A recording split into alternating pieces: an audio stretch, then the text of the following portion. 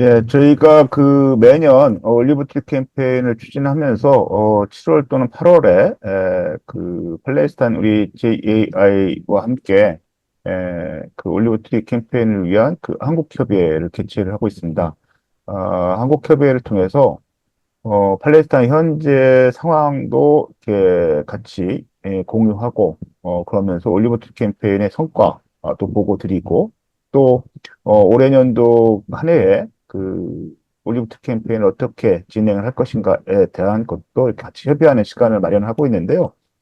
올해는 그동안 저희들하고 그 같이 활동해 오셨던 리달 사무총장님이 그 은퇴를 하시고, 3월부터, 계속 자이에서 활동해 왔던, 무하나드, 다시 이제 그 3월부터 취임을 해서, 올리브트 캠페인을 진행하고 있습니다. 아마 저희 한국 멤버들하고는 이렇게 줌을 통해서는 공식적으로는 처음 인사가 아닐까 싶습니다.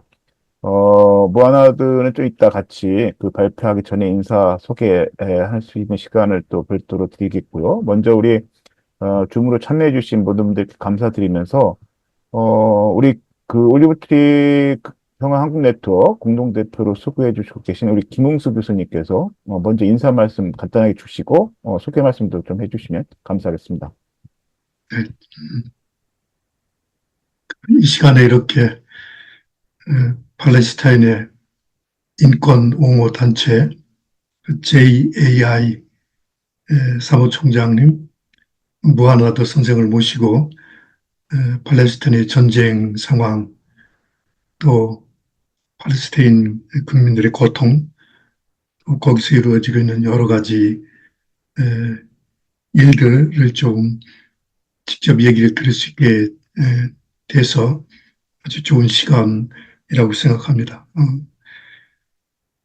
저희들이 지난 몇 해 동안 팔레스타인과 관련을 맺어왔고 또 현지를 방문하기도 했는데 오늘 또 무하마드 선생의 말씀을 통해서 우리가 팔레스타인 상황을 좀 더 잘 이해할 수 있는 그리고 우리가 무슨 일을 할 수 있는지 그런 것들을 좀 같이 말씀을 나눴으면 좋겠습니다. 네, 이상입니다. 예, 감사합니다. 그렇게 하고, 지금 참여한 분들이 이렇게 영상을 켜고 계신 분들이 많지는 않으시니까, 영상 켜고 계신 분들 중심으로 해서 몇 분 이렇게 좀, 인사 나눔을 하겠습니다. 제가 보이는 부분으로 해서, 우리 그 청주의 강한별 총장님 인사 간단하게 해주시면 감사하겠습니다. 네, 안녕하세요. 청주 YMCA에서 있는 강한별입니다. 네, 만나서 반갑습니다. 네, 많이 관심을 못 갖고 있었는데 오늘 이번 기회를 통해서 더 많은 일들을 할 수 있는 계기가 됐으면 좋겠습니다. 열심히 듣도록 하겠습니다. 감사합니다. 예, 감사합니다. 그렇게 하고, 우리 뒤에 이제 후광이 이렇게 비춰가지고 얼굴이 지금 잘 안 보여서 누구신지 잘 볼 수도 있는데요. 우리 차미경 선배님, 예, 인사 부탁드리겠습니다. 소개랑. 네, 안녕하세요. 오늘 귀한 시간 만들어주셔서 감사드리고 열심히 듣도록 하겠습니다. 우리 차미경 선생님은 아시아의 친구들이라는 단체를 통해서 뭐라고 할까요? 이주 노동자들, 우리 지역사회 속에서 또 한국사회 속에서 민들과 활동들을 열심히 하시면서 특별히 또 팔레스타인 관련해서도 연대운동을 또 이렇게 주도적으로 열심히 하고 계신 분이십니다. 우리 정용환 목사님, 오래간만에 뵙는 것 같은데요. 예, 인사 부탁드리겠습니다. 네, 오래간만에 인사드리게 되었습니다. 저는 연세대학에서 또 일하고 있고, 무엇보다 또 차미경 대표님 도와서 아시아의 친구들과 이런저런 배움의 자리에 서 있습니다. 미력 하나마 오늘 많이 배우고 또 어려운 이웃들과 연대하도록 또 그런 마음을 다지는 시간 갖도록 하겠습니다. 감사합니다. 예, 감사합니다. 그리고 우리 일본에 계시는 황남동 목사님, 예, 들어오셨네요. 인사 부탁드릴게요. 안녕하세요. 후쿠오카에 있는 세난대학 신학부 교수 황남덕입니다. 그리고 동아시아 평화센터 후쿠오카의 센터장으로 있습니다. 이곳에서도 팔레스타인 문제를 가지고 여러 일본인들이 평화 시위를 하고 또 세미나를 갖고 있습니다. 그래서 제가 요즘 최근래에 소식을 듣고자 이 자리에 참석했습니다. 잘 부탁드립니다. 예, 감사합니다. 그, 오늘 또, 아까, 수정일팔 목사님도 영상을 키셨다가 나갔었는데, 이진곤 목사님도 그렇고, 또 이제 영상 들어오는 대로 또 같이 인사 나눌 수 있도록 하겠습니다. 오늘은 저희 무하나드, 최 목사님, 왜 예, 인사 소개 간단하게 좀 부탁드릴게요. 지정일팔 목사님. 반갑습니다. 예. 제주에서 살고 있는 최정익이라고 합니다. 오늘 특히 그 현지에서 생생한 목소리를 듣고 저도 감동을 받고 싶어서 참여했습니다. 감사합니다. 예, 감사합니다. 지정일팔 이훈희 목사님. 총장님, 예, 예. 지금 후쿠오카에서 네네. 고이치 키무라 목사님 함께 참여했습니다. 아. 이름이 이훈이라고 써 있는데, 예, 예, 예. 지금 저희 평화센터에 고문으로 계시고, 한일 평화 운동을 해서 많이 협력하신 분입니다. 지금 제가 얼굴이 보여서 혹시 소개를 영어를 합니다. 하실 수 있나요? 영어를 하실 수 있으면 영어 영어를 하셨어요. 레버런드 코이치 키무라, I want to introduce you to all the participants this time. So please introduce by yourself. 안녕하십니까. 통역이 가능하군요. 죄송합니다. 야, 나는 김라이문인데.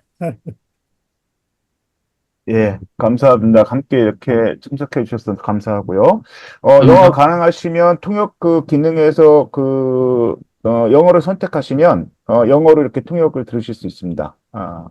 한국 분들 이야기들을. 예. 그렇게 하고요. 오늘은 저희가 전체 시간을 한 2시간 정도 이렇게 예상을 하고 있습니다. 그래서, 무하나드에게 5가지 주제를 좀 부탁을 좀 드렸어요. 그래서 참, 쉽지 않은, 이야기들이긴 하지만, 또 우리 올리브트 캠페인에 참여하고 있는 멤버들 뿐만 아니라, 한국 시민사회에서 궁금해할 수 있는 주제들로 이렇게 좀 잡았습니다. 그래서, 팔레스타인을 중심으로 한 이란, 레바논 지역의 전반적인 이제 상황이나 국제 정세에 대한 팔레스타인 활동가로서의 이해, 그리고, 이제 가자지구의 학살이 1년이 다 돼가고 있습니다만, 지금 가자지구의 상황, 그리고 가자지구만의 지금의 문제가 아니라 좀 서한 지역도, 한국 사회는 언론에는 재닌 중심으로 많이 나오고 있습니다만, 서한 지역도 상황도 심각한, 상황으로 알고 있습니다. 그래서, 서한 지역에 대한, 상황, 그리고, 또, 이런 상황이다 보니까 몇몇 분들은 이런 상황에서 올리브트리 캠페인이 어떤 의미가 있겠냐. 올리브나무 하나 심는 게 지금 다 뽑히고 뭐 사람들이 죽어가고 있는 상황인데, 이런 말씀 또 주신 분들이 계신데, 그럼에도 불구하고 우리가 올리브트리 캠페인을 진행하는 의미나 취지나, 그리고 지난해 활동에 대한 결과가 어땠는지에 대한 보고, 이렇게 부탁을 드렸고요. 그리고 이런 올리브트리 캠페인을 진행하면서 또 팔레스타인의 현재 상황을 보면서 한국 시민사회가 어떤 역할을 해줬으면 좋겠다라는 이러한 이야기도 같이 부탁 말씀을 좀 드렸습니다. 아까 오픈 전에 보니까 한 40분 정도 발표를 해주시고, 한 30분 정도 이렇게 좀 질의응답을 할 예정입니다. 아마 질의응답이 좀 많으면, 여러분들이 시간이 가능한, 한도 내에서, 2시간 한도 내에서 좀 이렇게 질의응답을 좀 충분히 해보면 좋겠다, 이런 생각도, 갖게 됩니다. 그러면, 먼저, 오늘 팔레스타인 자이에서 2분이 참석을 해주셨습니다. 한 분은, 무하나드, 코디네이터로서 이달 이후에 책임을 맡고 있는 무하나드가 참여를 했고요. 또 같이 활동하고 있는, 밀라드, 라고 읽어야 되나요? 밀라드. 이렇게 2분이 참석해 주셨습니다. 무하나드가 일단 밀라드하고 좀 소개를 해주시고, 그리고, 무하나드 본인 소개도 좀 해주시고, 그러면서 발표에 바로 해주시면 고맙겠습니다. Yeah, so We can start now? Yeah. Yes. 저기 같이 참석한 밀라드도 좀 소개를 좀 해주시죠. 인사도 좀 해주시고. 그리고 Yes. Milad, you can introduce yourself first, if you would like. I'll start. My name is Milad Al-Hayek from Palestine. I'm the current general coordinator for the OTC, Olivtree So Muhanad replaced Nudal and I replaced Muhanad. So that's the case. Yeah. Thank you, Milad. Okay. So, it's replacement. People go, new people come. But we all Palestinian, and we all from the society, and we know the problems that we deal with and the situation. So my name is Muhanad. I have been working for the YMCA since 13 years now, and I was running the Olive Tree campaign. I know a lot about the YMCA and the YWCA. I traveled more than 18 countries to participate in YMCA-related issues and conferences. So I know a lot of people around the world who are related to the YMCA.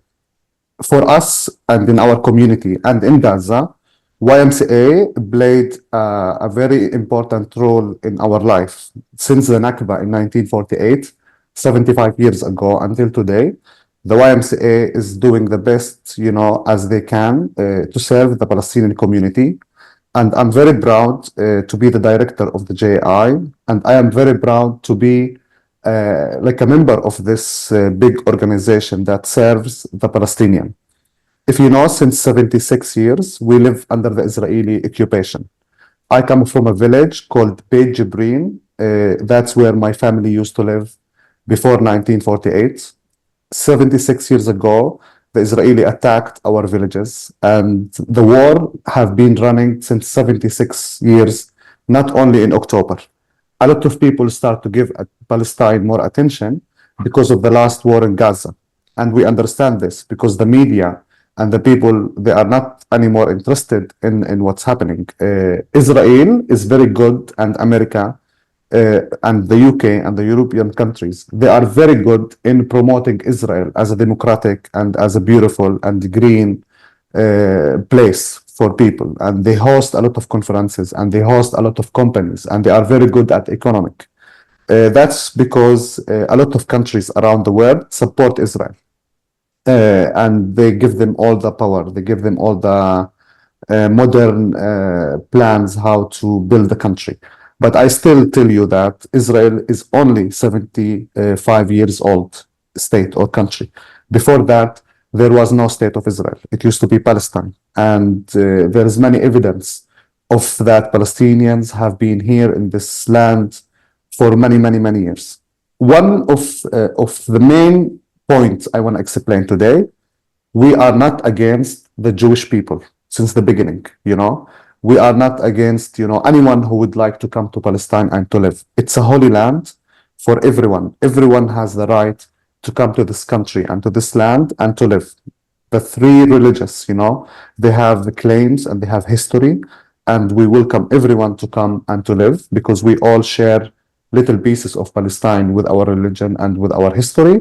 But we will always stand against anyone who come to kick the people and to replace the people and to displace the people and to kill and control everything for themselves. And since the beginning or the start of Israel, they are calling for a Jewish state only. That means this state will only be for Israelis. So no Muslims, no Arabs, no Christian are welcomed in this country. So they are calling for only state for themselves. And this is what we have discovered since 76 years before.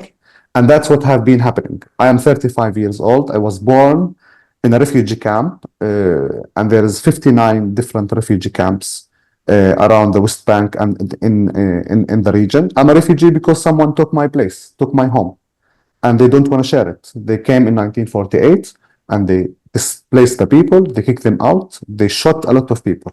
What you see now on the media, on the Instagram, on Facebook, in all the social media, we have witnessing this since so many years before. This is not something new for Palestinians.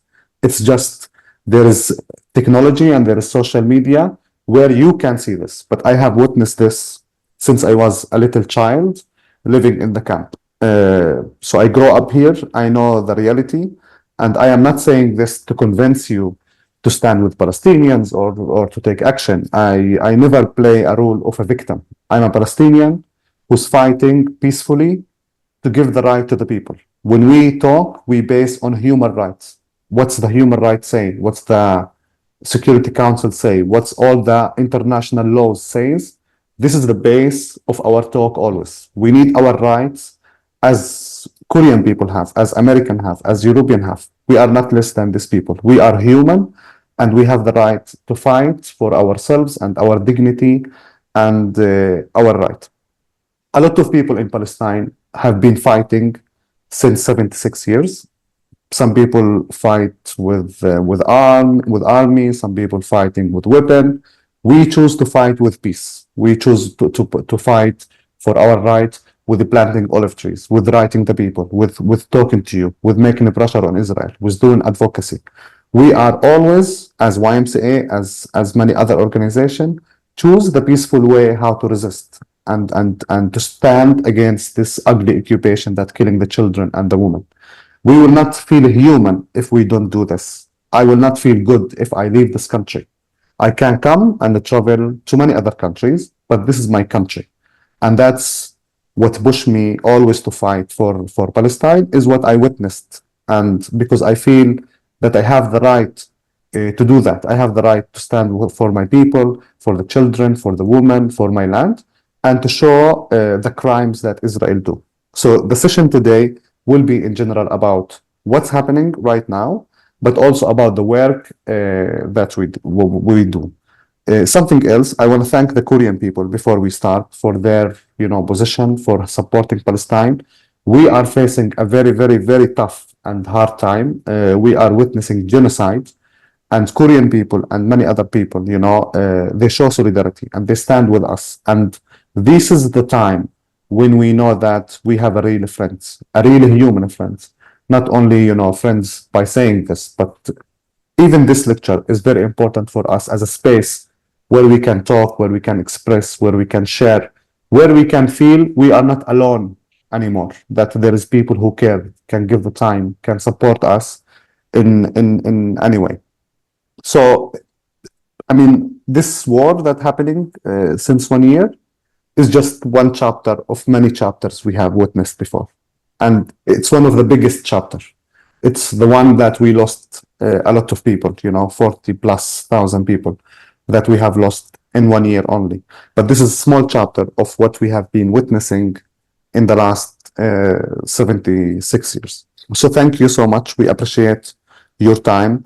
We will start with our presentation to go through the subject, and then we will have discussion and we can talk more and stop us if there is something not clear, and we can clear it directly, or we can have the question at the end of this session. Thank you. Yes, Milad, you can share.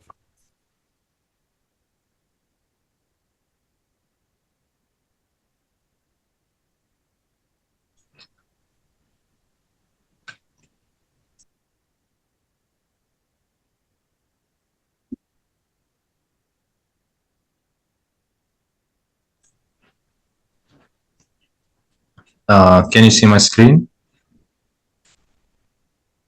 Yes.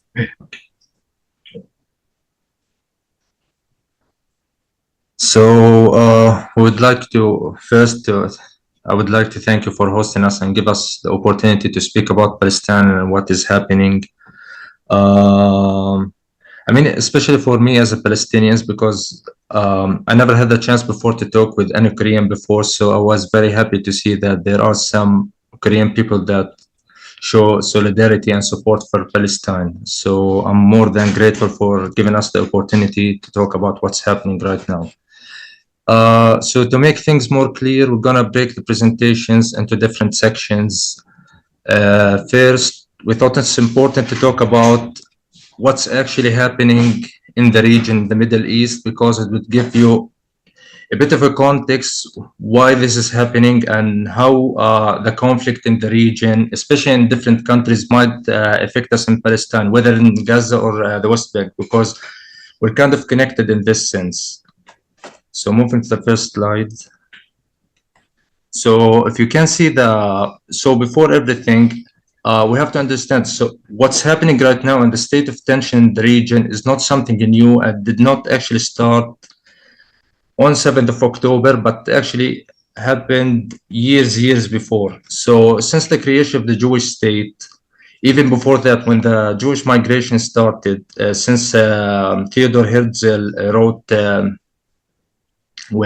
his famous mandate, the Jewish state, the declaration of the state of Israel actually was built on identifying Israel as a country that is surrounded by many enemies. So since its creation, Israelis believed that every single Arab countries around them is an enemy. So they actually declared a state of war since the year of 1952 till this day to justify them doing aggressive actions against the sovereignty of other people, which escalated over the years to reach this point we're at, which actually justified the occupation of the Golan Heights in Syria, the southern parts of Lebanon, and also the occupation and invasion of the West Bank till this day. So the situation between Israel and Iran is dense for many years, and the main reason behind it is Iran is a country that would say is quite good when it comes to proxy warfare. So it didn't go with a direct conflict with Israel, but actually it would rely on other militias to do their jobs for them, which basically justifies their support for armed groups like Houthis in Yemen, Hezbollah in Lebanon, and Hamas in Gaza, because they thought basically the enemy of my enemy is my friend, which justifies why Iran supports these people. So, but Israel, on the other hand, would carry out retaliation acts against different countries that they think have connections with Hamas or any other Palestinians. And the tension started when Israel, this year in April, struck the Iranian embassy in Syria, which killed more than 20 people without giving any justification why they carried out the attack. So as a result, Iran thought it's their right to carry out a retaliation attack on Israel when they fired hundreds of missiles against Israel, but which actually furthermore escalated the state of tension and encouraged Hezbollah and other militias to actually strike Israel even more. Of course, which actually also encouraged the Houthis in Yemen to block the Gulf of Aden to create some kind of economic pressures in Israel so they can basically settle down a bit what's happening in Gaza. Because for these armed groups, they think that they form some kind of alliance against Israel, which Israel would use it as a justification to carry out attacks against these countries. For example, just this morning, Israel carried out an attack on Syria without the IDF, which stands for Israeli Defense Force, giving any justification why they carried out the attack, killing 14 civilians. They're not actually, they're not soldiers, they're not part of any militias. And actually, they even used the justification that the place they struck in Masyaf is actually controlled by militias owned by Iran, which is not true. But usually Israel would use this vindictive acts just to cause pressure on the government. So also to use it as justification for them to let the world know that we're actually surrounded by enemies. So what we're doing on Gaza is actually justified because what we're doing, we're just trying to defend ourselves. And the thing regarding the media, Israel is really good at exploiting media, especially what's happening on Gaza Strip, because Israel is trying to portray the war as a war on Gaza on Hamas, which is not true, because what's actually happening here is Israel is trying to declare war on everyone, and they use Gaza and the focus and the media focus on Gaza to justify and hide what they're doing in different places. So we can actually think about it. If it's true what the Israelis is saying, that the war is actually focused on Hamas or Gaza in general, then why they are doing what they are doing in the West Bank? Even though if we follow that, West Bank is Syrians, people in Iran, even in Lebanon have nothing to do with what Hamas did, but still for Israelis, they think collective punishment is a thing that would be necessary to prevent anything from happening in the future. That's why we see, as stated in the presentation, that 65% of the settler violence actually increased in 2014. So basically, after the war compared to 2013. And most of the villages that were attacked in the West Bank are actually villages that basically consist of farms and normal Palestinian people who have nothing to do with the war, nothing to do with anything. I mean, just people living their lives normally. Of course, my colleague Muhanad will go more in depth with the situation of the West Bank later on in the presentation, but just to give you a brief about what's happening and how the war on Gaza is used by Israeli as an excuse to carry out what they're doing in the West Bank and other different countries. And since the assassination that happened a month ago of Ismail Haniyeh, the state of tension even escalated even furthermore, because people are still waiting for the Iranian retaliation. And Iran actually announced that they have the right and vowed actually to retaliate against Israel, but they didn't, they didn't actually provide any information regarding. That's why the situation right now is a bit dense between Israel and Iran, because Israelis are still waiting for the Iranian retaliation. But in case it happened, people suspected that it might actually escalate to a regional war, because the retaliation that's carried by Iran, if it's, let's say, if it's serious enough against Israelis is what we would call it a vindictive country. It's not one of the countries that would just stay put after it happened. So it might even escalate to other places like here in the West Bank, because anything that happened in the region, no matter who did it, Hezbollah, Iran, usually Palestinians in the West Bank are punished for it, because for Israel it's war in everyone. So it's no difference whether they demolish houses in the West Bank just because of the Iranian retaliation, or Hezbollah, because for them basically everyone should get punished for it. I think that's it for the briefing for the current situation. I'll leave the floor for my colleague Muhanad to continue. Thank you, Milad, so much. Just to add for what Milad was saying, is that Israel also now trying to go for like a war in the region, not only with Hamas. I think they are trying to trigger America for a bigger war in the region, so they can control more, especially because like right now there is a big normalization between Israel and the Arab countries around us, like Saudi Arabia, Dubai, Emirates, the Gulf countries. Kind of they are controlled by America, and America asked them to normalize the relationship with Israel. So what we think is that for America, the presence of the Israelis is very important for America. So I just wanted to add this.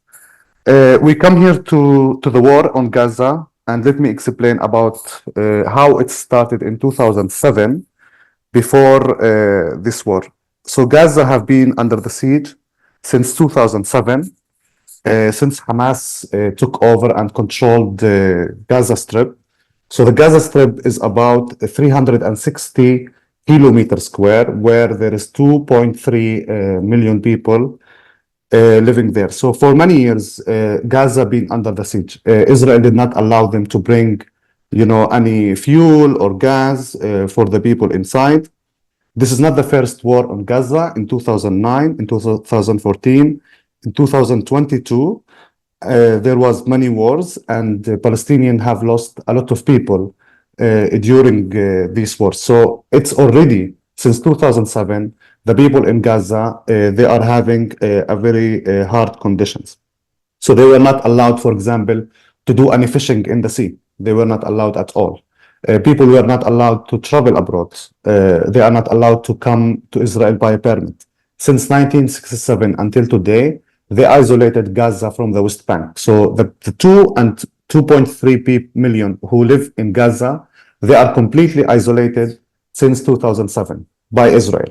From all the borders, the sky, on the land, on the ground, on the relations, they are not allowed to go back and forth. 2007 was a very important year because there was a big also isolation between the Palestinian or the political parties. So Hamas took over the control of Gaza, and the PA or Fatah took in the West Bank. So there was a big division between the political parties in the Palestinian side. So since 2007 until today, 80% of the people, they don't have work or they don't have income. So there was a big poverty situation. In the 2007 and all the way up, the Palestinians tried to find alternatives of how to bring the goods into Gaza. So they started to dig the tunnels toward Egypt for economic reasons. And then these tunnels, got developed for the resistance and for, the act of action, against Israel, how they started to produce the arm and to dig under the ground so they can smuggle food, goods, and also when the government in Gaza, in Egypt, started to be controlled by the Islamic or Morsi, this facilitated bringing a lot of goods and weapons, into the Gaza Strip. Gaza, or the people of Hamas, they have a very good relation in Iran. So since they controlled the Gaza Strip, they sent a lot of people abroad to Iran, to Lebanon, and they learned how to produce the army that they need, the missiles, they know the technology, they developed the drones, and they became expert on how to fight. Then they came back to Gaza and they start to produce, all this arm and weapons, and they start to be more organized. They got the money, they got the fund, and they got the support from Iran and the system in Egypt before the Sisi come into control. So that was, the basics of Hamas when they started to control Gaza. 2011, there was exchange prisoners. So they captured Israeli prison, and then they sent them back. They exchanged him with some Palestinian prisoners. One of them is Yahya Sinwar. He is a very well-known political, leader of Hamas. He was in jail for almost 20 years. And this man, when he got out of the jail, he decided to organize, like leaders and to organize Hamas troops. So he became in charge, and he started to develop the army of Hamas. That all the way, 2009 and 14 and 19, there was little battles between Hamas and Israel, and that produced the army for them, that produced the way how they work. They became more organized, they became with more knowledge, with more money. And on October 7 in the morning, they decided, we will attack the Israeli settlements, around Gaza, because they have been under the siege since 17 years. And then they did the attack on October 7, where it caused the death of almost 1,200 Israelis and arrested more than 300 Israelis. So they brought the hostages from the settlements, back to Gaza, and then they killed around 1,200 Israelis. I don't want to justify this, but that was a reaction after 17 years of siege, after occupying the land, after controlling the Aqsa Mosque, and the killing every day, and the confiscation of land in the West Bank. And there is thousands of reasons why Hamas did that in October 7 and started this war. But for Hamas and for many Palestinians, they have the right to fight, against the occupation. So they decided this decision, and they went to this decision or this path. And, the reaction of the Israelis, of course, Israel will not let this pass quickly. On that day, the whole world turned, we will never go back like before October 7. The whole world and the whole directions of the Palestinian issue changed. Like, this is a very important point and junction on the life of the Palestinian people. So Israel took a reaction on this. Israel don't understand that they are occupying the land of Palestine. They want to control the whole land. They don't want anyone to fight back. And that's right, Hamas killed 1,200 people. And because we know Israel, we expected what's going to happen. We expected that Israel will not solve this attack by killing another 1,200 or 400 or 5. We expected this outcome. So since the reaction of October 7 on Gaza, we are talking about the displacement of almost 1.7 million Palestinians. So Israeli troops came all the way to Gaza from the north. They start shooting on the people, and before shooting, they use the airplane, to bomb, all the houses. Very important or key rule or issue in this, on what we are talking. We are under occupation. Israel is occupying our land. So there is nothing to justify, the action of the Israelis against the Palestinian, because they are occupying our land. And they don't let anyone to fight back. If you fight back, the Israelis, if you say no to them, if you do any military, action, the reaction will be triple, or maybe you can, multiply it by 100. And that was the reaction, is to start bombing the Gaza Strip all in all. And then they started like a ground operation where they occupied the north. And then 1.7 million people from Gaza, from the north, they have to go back to the middle of Gaza, of the Strip. And then after that, they moved more to go all the way to the south. In the last 1 year, 49,000 Palestinians from Gaza have been killed. 41,000 of them registered officially in the hospitals, and around 8,000 of them is missing under the rubble. So what happened when they bombed the houses and the neighborhoods, they bombed the whole block. So in other places, you can report, you can say, my cousin is not here, my wife is not here. But in the case we are talking about, when they shoot, when they bomb the whole block. So the people, they don't know who's still alive and who's still, who's dead. So here we are talking about 8,000 of these people are missing. If you remember, America brought like a seaport, to build for the ships to come and to bring the goods, to the Gaza Strip.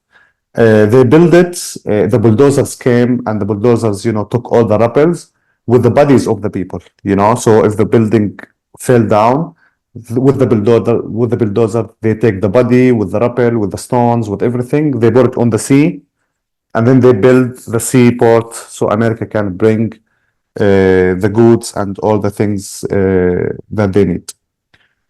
16,000 of the 49 people are children.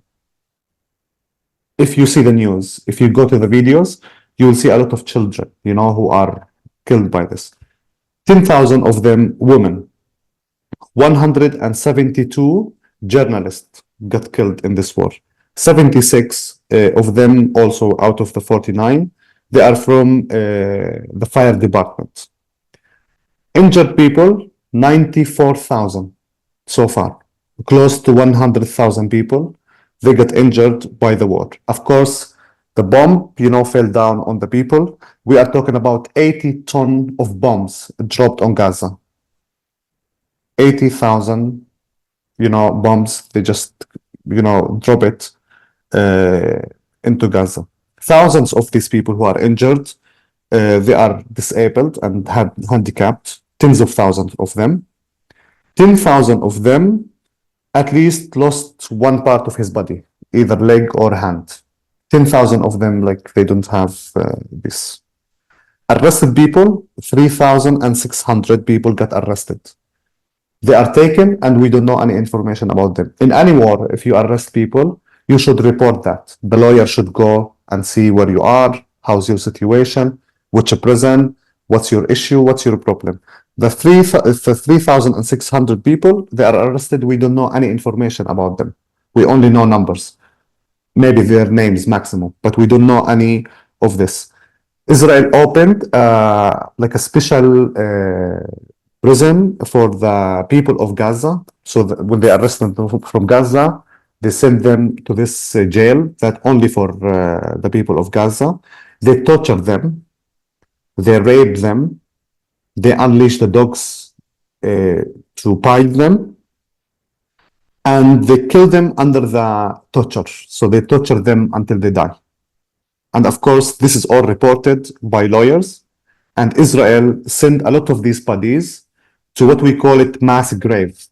So they collect all the people who die in the jail, outside, they put them all in one grave. So there is, after, you know, when they come out and go out of places, Palestinians discovered 7 mass graves in Gaza. And each one of them contain hundreds of bodies that we don't know if it belongs for whom. Because we can't, you know, we don't have the tools and the places to know which bodies related to which families. Displacement, as I said, 1.7 million people left their homes, and they just had to go to the south of the strip, so they can't go back to the north or to the middle. So in the south, all the people are crowded in that area. Just 1 second. About when people move from a place to another, they stay in the schools or, you know, in the shelters. So they converted the school. In Gaza, 109 schools and universities have been completely destroyed. So completely. 318 schools and universities partly got destroyed. 800 mosques got also destroyed completely. 3 churches. 380,000 housing units, buildings, you know, got destroyed. I was reading a report the other day. They need around 8 years to clean the rubble of the houses. So people, when we say construction or houses got demolished, we are not only talking about like a concrete building and fell down. We are talking about memories, we are talking about streets, we are talking about culture, we are talking about very old churches or universities. All of this got destroyed. More than 33 hospitals got completely destroyed. 55 healthcare centers got also destroyed.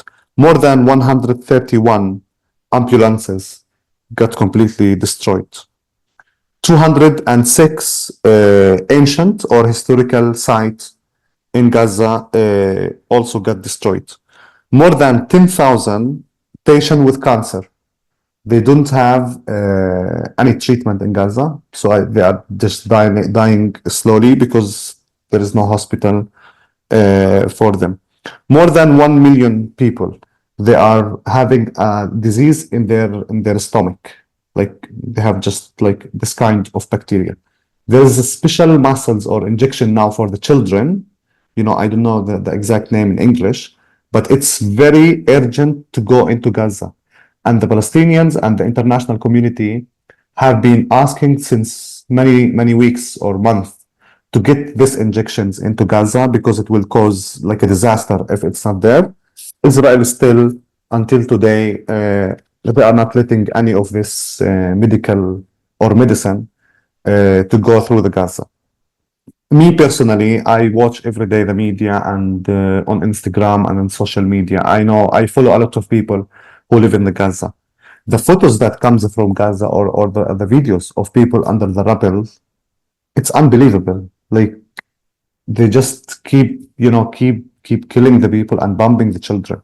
And this war in Gaza, it's only targeting women and children. I don't believe, or when we come to see what's the achievement of Israel, even the hostages, they are not able to reach to where they are after 1 year of searching. And they used the very modern technology to find these hostages. They couldn't. They could not even eliminate a lot of leaders in Hamas who lives in Gaza. So after 10 months or 11 months, what I'm witnessing is only a war against the women and the children and the innocent people of Gaza. displacing them from a place to another. So as a result, for me, I think, or for many Palestinians, what I see is that they just want to displace the Palestinians from their homes and they want to control the Gaza Strip. So there is a big action just toward, taking the land from the Palestinians. It's not about the hostages. It's not about eliminating Hamas, because after 1 year, they are not able. Hamas until now shoot rockets. Hamas until now is very active. Hamas is still controlling everything in Gaza after 1 year. So the 49,000 people who got killed, this is just as a collective punishment for the Palestinians. And we have been, calling and motivating and advocating for the right of the people of Gaza, but we don't see any international community taking real action to hold Israel accountable of what they are doing. Actually, they just act as if they care or they announce. But as long as Israel is protected by America and the superpower countries, then Israel will keep going in the massacre and in the genocide that they are committing against the people of Gaza. And that's where we need to work more, is to advocate more and stand more and protest more, because we are human. And if we let Israel just kill more and more children of Gaza, then we will lose our humanity, because we are in 2024. It's not like old days, in the World War and in the Second World War. We are now, everything is filmed. People are watching the people being slaughtered online, and they don't do anything. They just watch. They flip as if it's normal. So this is a complete genocide according to the international law. And people are witnessing this. And America still defending Israel, and saying, it's fine. Like, Israel has the right to defend itself. And we are aware, or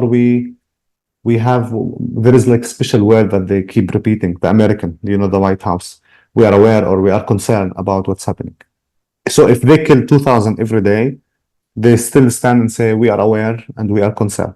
But when 1,200 Israeli got killed, the whole world stands with Israel. But 49,000 is not enough yet. We have to pay more so the people believe in our cause. So what's happening in Gaza is beyond what you can imagine, beyond. And the reports will come from Gaza. And I think the report will explain what we are talking about, because we have friends in Gaza and we call them and we talk to them. What they explain is beyond imagination about the suffering that they have and the hard life that they are facing these days. So that's about Gaza for now. Muhammad, can I add something? Yes, of course. Actually, also, we always find it a bit ironic, because Israel were able to assassinate Ismail Haniyeh with a precise missile. On the other hand, they always give the excuse that they're actually targeting Hamas's militias. But on top of it, 99% of people who got killed in Gaza are actually normal civilians. So it's not about that. It's actually about Israel wanted to deliver as much damages to Gaza, kill as much people. And actually, you can see it online. I mean, that's the crazy thing, because they do it in the open, where you see Israeli soldiers just publish footages of themselves destroying houses and laughing about it, because they think it's a sport. The thing about even 2 weeks ago, they were also negotiating in the Knesset, the Israeli parliament, if it's okay to rape Palestinian prisoners, as if it's what's dangerous about what's happening, we reached the point where Israelis don't look to Palestinians as a human being. So they think it's very normal to kill as much people, because we're not dealing with human beings. We're basically animals to them. And that's the dangerous part. It's not also about the damages to the human lives, but actually what they did in Gaza, as Muhammad said, that the rubble itself would take more than 8 years to clean. And that's a cleaning itself, not rebuilding Gaza. And it's a new strategy they started to use, where they bring the bulldozers to destroy the entire infrastructure of entire town. So even when the war finishes, I mean, people are basically left with nothing to live with.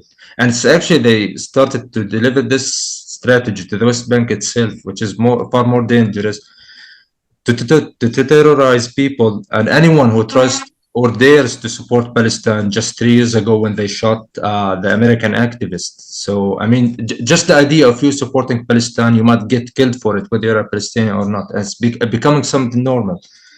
And it's funny because the Israeli news basically said openly that the activist was killed by Israeli soldiers.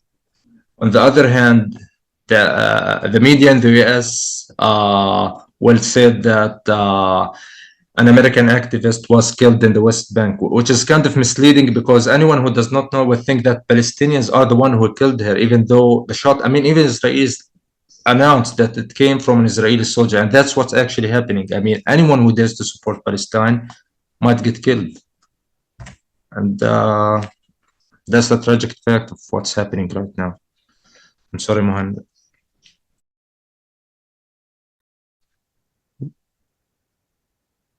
ميلاد، وين انت راح تتوفي عندك؟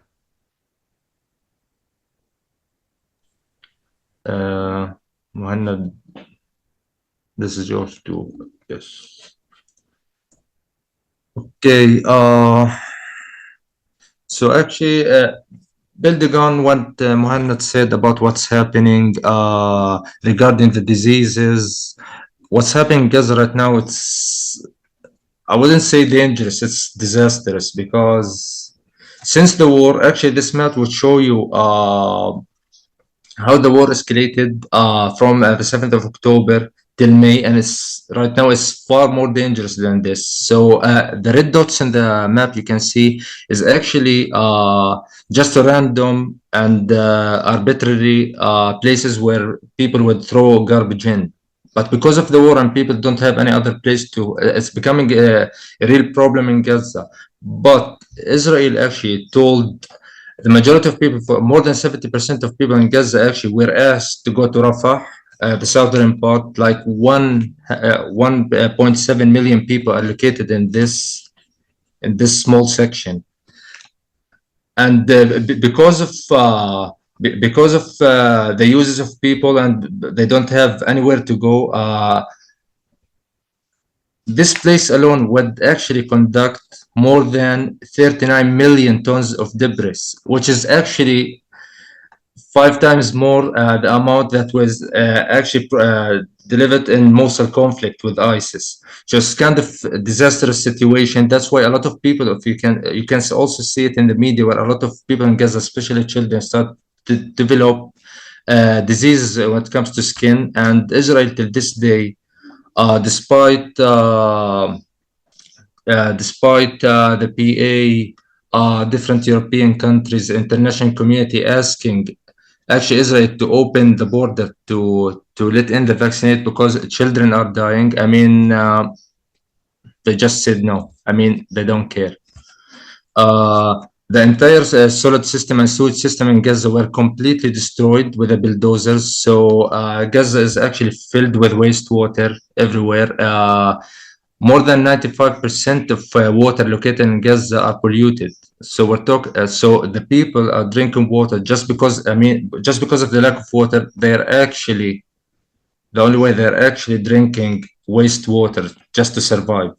And that, of course, including cooking using wastewater. So you can imagine how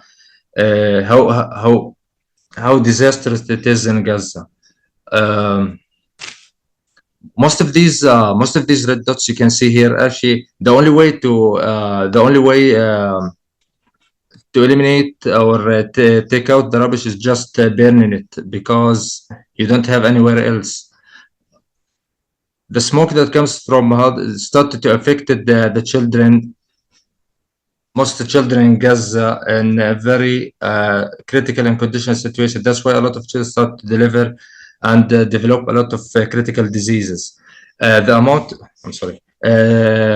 Also, one huge factor that the media and of course American and the Western media tried to avoid talking about is actually the use of weapons, because most of the weapons used in Gaza were actually targeting places where Gazans were relying on agriculture, because since Gaza is surrounded and under siege, the only way for people to survive even before the war was to actually rely on agriculture, because it's some kind of just to develop their own food, because of Israelis wouldn't let anything to go into Gaza, and actually they struck deliberately these areas with banned weapons, which is actually completely destroyed anything related to agricultural areas. Also, the use of white phosphorus. So, and under reports provided by the UN, these lands are not cannot be used for agriculture anymore. So we're basically left with wasteland that is good for nothing. And under the reports, it basically shows that Israel has no interest or has no excuse to target these areas, but just to show you that how much there's no actual benefit or strategic benefit of striking these areas. I mean, the only excuse behind it just to inflict as much damages on people in Gaza, even the long run. So it's not about only the war, but actually how much damages would they conflict even before the war. So actually people are left. So more than 70% of lands in Gaza cannot be used for agriculture anymore. That includes, of course, striking the solid waste sites built by UNRWA, which is completely destroyed by Israelis, which filled Gaza with wastewater. Also, the solar panels that were destroyed by Israeli for no strategic benefit, just to conflict as much damage as possible, which left Gaza with many diseases, and Israel not willing to support or get any vaccines, medicine, or anything, especially for children. I mean, just a month ago, they actually announced that more and more children are dying just because of diseases and hunger. That's not the strike, that's just the diseases. And if the war continued, and since Israel is not willing to stop the war or even ask for a ceasefire, even for a few days to let support get into Gaza, a lot of people are afraid that the amount of people and number of people dying of hunger and disease might increase rapidly. So I'm gonna move to the realities of the West Bank. Muhanad, I'll leave the floor for you. Thank you, Milad. Yes, when we talked about Gaza Strip before. Now we talk about the West Bank, which is already since a very long time, the West Bank suffering from the Israeli attacks, either by the Israeli settlers or the army. To understand more the reality of the West Bank is completely controlled by the Israeli government. It's supposed to be the place where we build our own state, the Palestinian state. But since 25 or 30 years, the Israelis bringing Israeli citizens from Israel, bring them all the way to the West Bank. They build more than 250 Israeli settlements, where there is about 800,000 Israeli settlers living among these settlements. So they are spread in all the West Bank where we live. So the West Bank became like the Swiss cheese, very divided, and we are not geographically connected. So every district or city like Bethlehem, there is Israeli settlement around, and then Hebron, and then Ramallah, and then. So we are completely disconnected. They had a plan before that, is before the war, before any action, these cities not supposed to be geographically connected. There is only one road that connects the city with the city. The rest of the space among or between, it's all controlled by the Israeli settlers. In the beginning of the war, what Israel did is that they raised the number of these checkpoints. So there was around 400 Israeli checkpoints. Now there is about 600 Israeli checkpoints in the West Bank. There used to be more than around 700 gates where they can close it. Now there is over 1,000 Israeli controlling gates where they can block all the roads and then they direct the people to take only one road. So if I want to go to the next city, Hebron, I have 3 or 4 options before. 3 options, let's say. Now I only have one. They blocked all the others, and then they put the people in a big jail. By the way, Bethlehem, where I live, we live inside literally a jail, but it's a big one. Why? Because the whole city of Bethlehem, and I can share maps with you after if you want, the whole city of Bethlehem surrounded by either wall, concrete one, or settlement, or fence. So 230,000 of the city of Bethlehem live in a place where it's completely controlled and they lock it. So these days, around the city of Bethlehem, it's locked. Ramallah locked, Hebron locked, so people can't move. My employees here in the office, for the last 8 days, they did not come to the office because they can't. We have some stuff from Hebron. They lock the doors. They are not allowed to come to the office. So we're working online and by the phone all the time. Another thing is that one of my staff, she lives with her parents' house in that day, and then they locked the gates and the checkpoints. So she were not able to go to her husband for 5 days. So she was staying with the children in her dad's house until she managed to go home, get the kids to the school, everything. And then today it's the first day for her to come to the work. So the reaction was to make the siege on the West Bank so people can't move, and they lock it completely for almost 3 or 4 weeks directly after the war as a collective punishment for 3.3 million Palestinians who live in the West Bank. And then they took this opportunity to confiscate and to take more lands from Palestinians and to empower the Israeli settlers who are already here. So the government armed 20,000 settlers with live ammunition and guns, and they were ready to shoot, and then they unleashed them on the roads of the Palestinians where we drive. So if I want to drive to have a meeting in Ramallah, which is the capital, I have to drive on the Israeli roads where I will be stoned by the settlers. So there was more than 2,000 attacks recorded in the last 1 year by settlers shooting on Palestinians in the West Bank. That caused more than 700 Palestinians got killed in the West Bank, 157 of them children. They got killed by either settlers or the Israeli army in the West Bank. This is in 1 year. More than 10,000 people are in the Israeli jails from the West Bank. There used to be 4,000 before, and they arrested 6,000 new. And here I need to stop on this point. So when the Israeli come to arrest you, like 2 nights ago, they came to my neighborhood to arrest my neighbor. I was still awake at 2 a.m. I didn't sleep. I was reading. And suddenly the whole neighborhood surrounded by military vehicles, around 40 Israeli soldiers with gun, M16, K9, like all of this heavy machine guns. They came to my neighborhood and they start shooting on the houses. And then they were running. Anyone on the street will be beating up, will be shot at. They shoot tear gas, they shoot rubber bullets, they shoot live ammunition, they put snipers on the top of the roofs, and then they go to this wanted guy that they want to arrest. They go inside, take all the men out, put them on the floor, handcuffed, blinded. They step on them. They throw them somewhere in the cold, or if it's summer, wherever, on the garbage, anywhere, on the sides. And then they go to the woman, they try to push them, and then to find this guy who's wanted to arrest him. And then they arrest him, they beat him up for sure. Like there's no one these days get arrested without being beaten up and tortured. And then they blind them, they handcuff them, they put them in the military jeep, they keep punishing them. Then if there is any resistance or if there is anyone on the windows, they will be shot at. Like if I stand on my window to watch what happened, I will be shot at. They shoot tear gas. There is children, there is old women. They just come, like violate all of this, waking up everyone. We don't sleep these days. Like I come to the office, my eyes, really, really red because we don't really sleep in the night.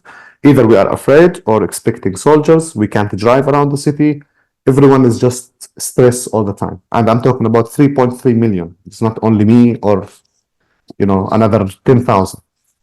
So they arrest these people and then they throw them somewhere for the investigation. They go in the cell, depend on what they did.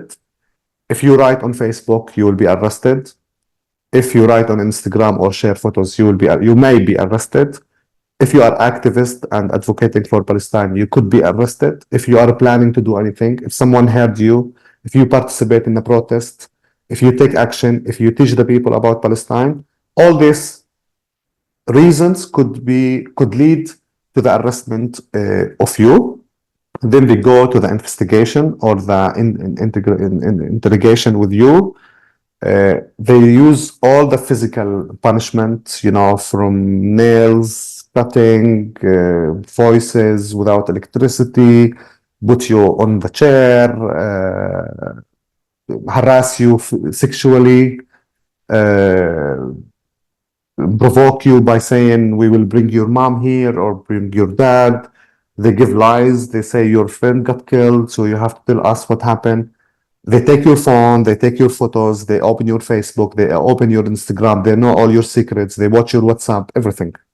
So they know everything about your life. And they violate all your rights.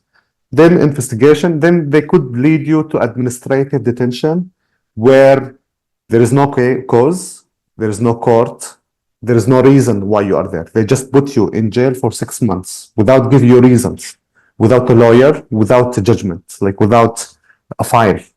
Israel is the only country now use this law where they can put you in jail for 6 months without telling you the reasons. They can just say you are danger, and then we have the right to put you in jail. And then they renew the 6 months for another 6 months, another 6 months, as much as it takes. Sometimes it takes 2 years, 3 years. And when I'm saying these examples, I'm saying this about my friends and about my cousins. I'm not talking about someone that I don't know or I never heard the story. I mean, my best friends and my cousins suffering and witnessing this in the Israeli jails. I'm not going to a report or talking about people that I don't know. They are my best friends who are in jail, and I know these stories from them directly. So these days, since October 7 started, if you are arrested, you will witness the hardest time ever in your life, because in the jail, there is no food. Only small, we call it pita, or small little slice of bread in the morning with hot dog, only one, and one fruit only, sometimes. That's all what you get during the day until the evening. In the evening, you get, I think, boiled vegetables, 2 pieces, 2 zucchini or 2, cabbages or whatever. That's all what you get. So most of the people that I know who got arrested 6 months ago or 1 year, they lost more than 30 kilos of their bodies. 30 kilo, that's the average of weight loss when you are arrested in the jail. Physical punishment, they unleash the dogs on you. They ask the people if they are hungry to park. You have to park like a dog for 5 minutes, and then you will get your food. You don't have mattresses. You don't have covers inside the room where you live. The rooms are very crowded. And recently, they stopped all the lawyers or the human rights activists because there is this skin disease that spread in the Palestinians, among the Palestinian prisoners. So most of them, they have this dots, or I don't know what you call it, but it's a skin problem that spread inside the jails. So if you are arrested these days, it's very hard. And we are talking about 10,000 cases right now inside the Israeli jail. More than 1,000 cases of house demolishing in the West Bank or confiscation. So 1,000 incident registered or documented by the United Nations and OCHA. So they destroyed houses, they destroyed farming, they confiscate lands from Palestinians.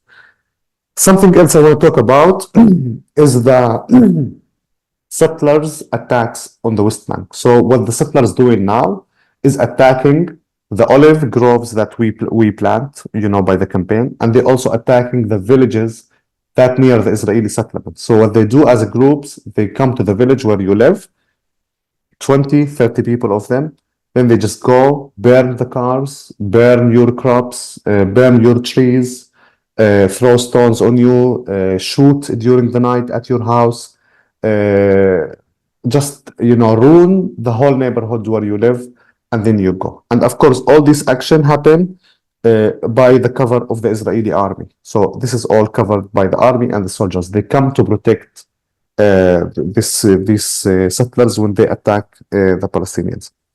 What we are afraid of, all of this we can face and we can be patient and we have the power to stand against this. But we feel like there is a displacement plan for Palestinians. We feel like Israel putting a lot of pressures by the soldiers, by the settlers, by blocking the roads, by demolishing the houses, by cutting off the water, by stopping us of traveling, to make a pressure on the Palestinians to leave this place. And a couple of days ago, Netanyahu from the government, he showed a map where there is no West Bank for Palestinians. He showed the whole map as it's Israel. And that's new. Smotrich, before this war, he showed a map where Israel contained even part of Jordan and the Jewish state only. So we are afraid that there is a plan to evacuate or to displace Palestinians from the West Bank to Jordan. And when you look at the ground, all the punishment, all the killing, all the assassination of people. Recently they used the helicopter, to kill the Palestinians. If you are a fighter against Israel, they bring the drones and then they just shoot. The other day, last week or 10 days ago, they invaded 3 refugee camps in the north in Jenin and Tulkarm. Every day they kill 20 and 15. Like they kill women, they kill children. They take like a human shield and then they ask them to go in the allies. They destroy the infrastructure completely in these camps. So there is no water, no sewage, no schools. They destroy, like they only destroy. They don't want the people to continue living. If you need something, you can go and take it. But why do you destroy the infrastructure? Why do you stop the water? Why do you stop the agriculture? Why do you stop the economy? They destroy all the shops, which is, just a closed shop. Then why do you destroy it? If there is a road, why do you destroy it? If there is water pipes and network, if there is like a sewage system. So they are putting a lot of pressure on Palestinians to push them or to make them leave this place. Next, يا ميلاد. اوكي. اطلع فوق. لا كمان واحدة فوق 6. So yeah, and we need to connect this with the Olive Tree campaign. So people, and I want to also talk about the Korean partnership. So when people in the West Bank suffering from all of this, as me and many other people, and there is more than 300,000 people, Palestinians, they used to work in Israel, they are not working in Israel anymore. What the people go toward expressing our resistance and emptying what they have is by agriculture. And here we see the Olive Tree campaign rule these days more than before, because there is still empty lands that we need to fill with olive trees.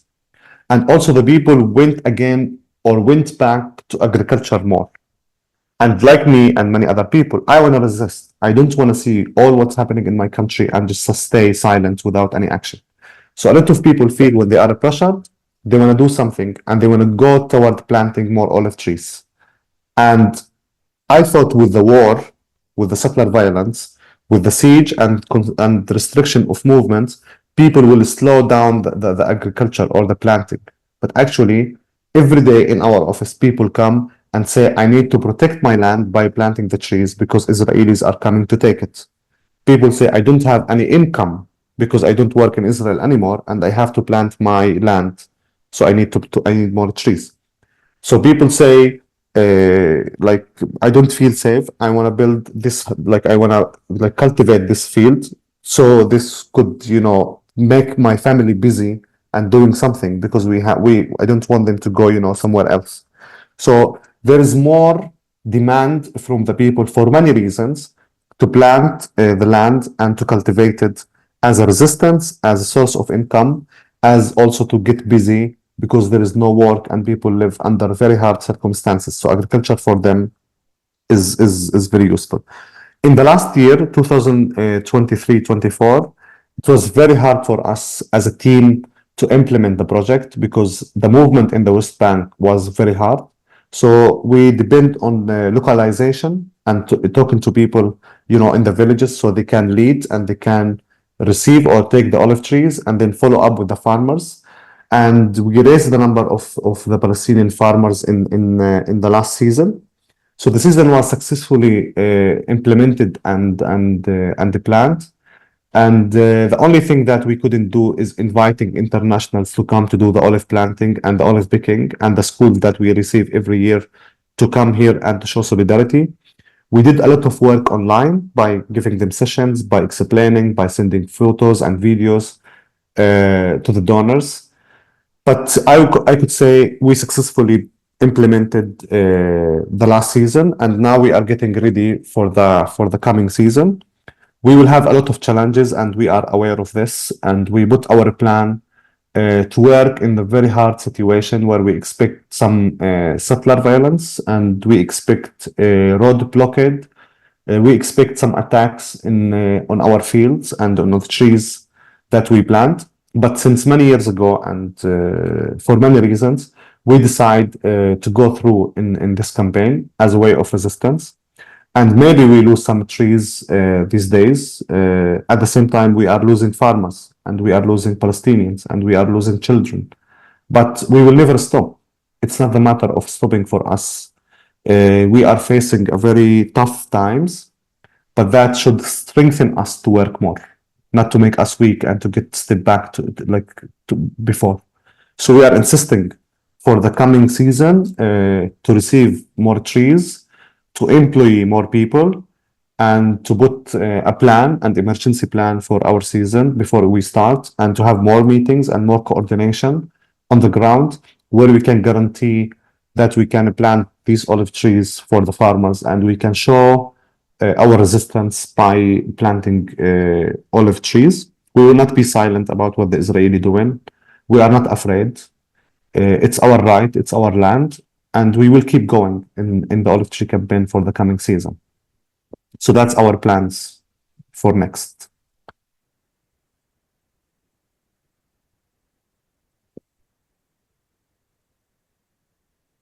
Muhanad? Thanks, Muhanad.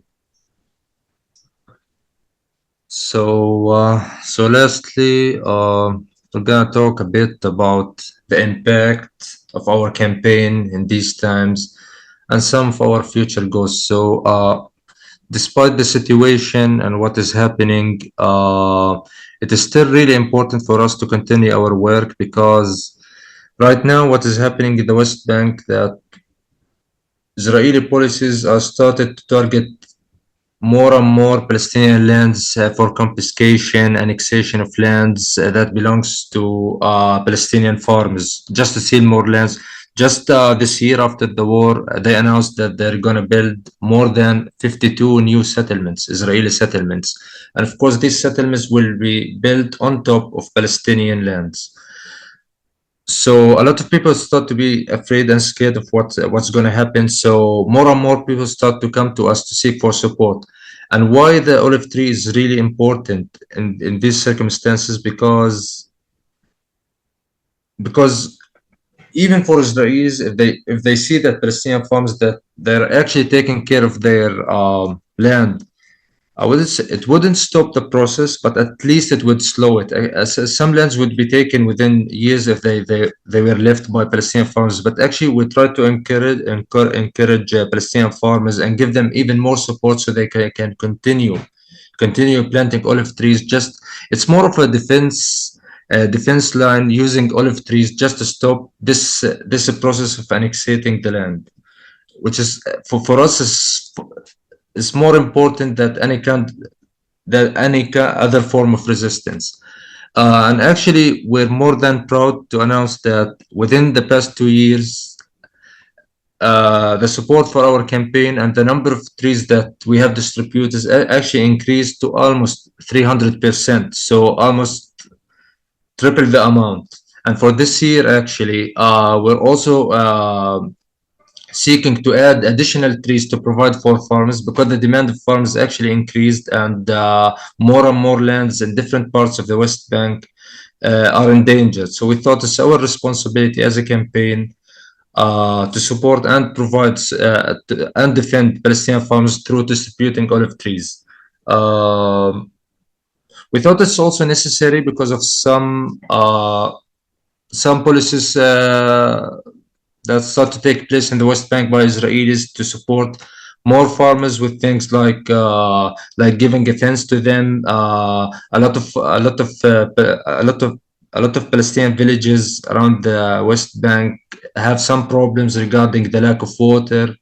Also the problem with wild boars that the settlers would just spread across the West Bank just to destroy Palestinian lands, which requires building a fence around Palestinian lands just to defend it against boars that spread by settlers, building waterways in villages that have difficulty to reach water, also distributing olive trees for them.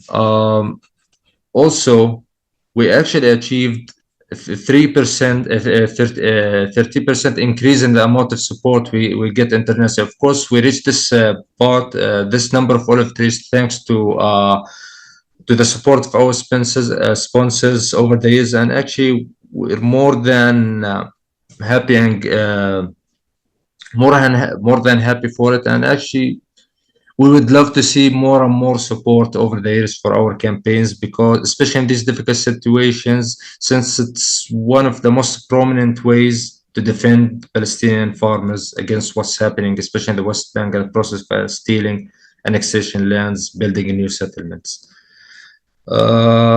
So thank you for listening. That's it for the presentation. We have now I'll leave the floor for Muhanad just to say for the last section about how you as a Koreans can maybe help us spread the message. Yes, I mean, here I would like to say thank you for mainly for Nidal from our side, because he created this brilliant idea of having this network. So thank you, Nidal, even though he is not here.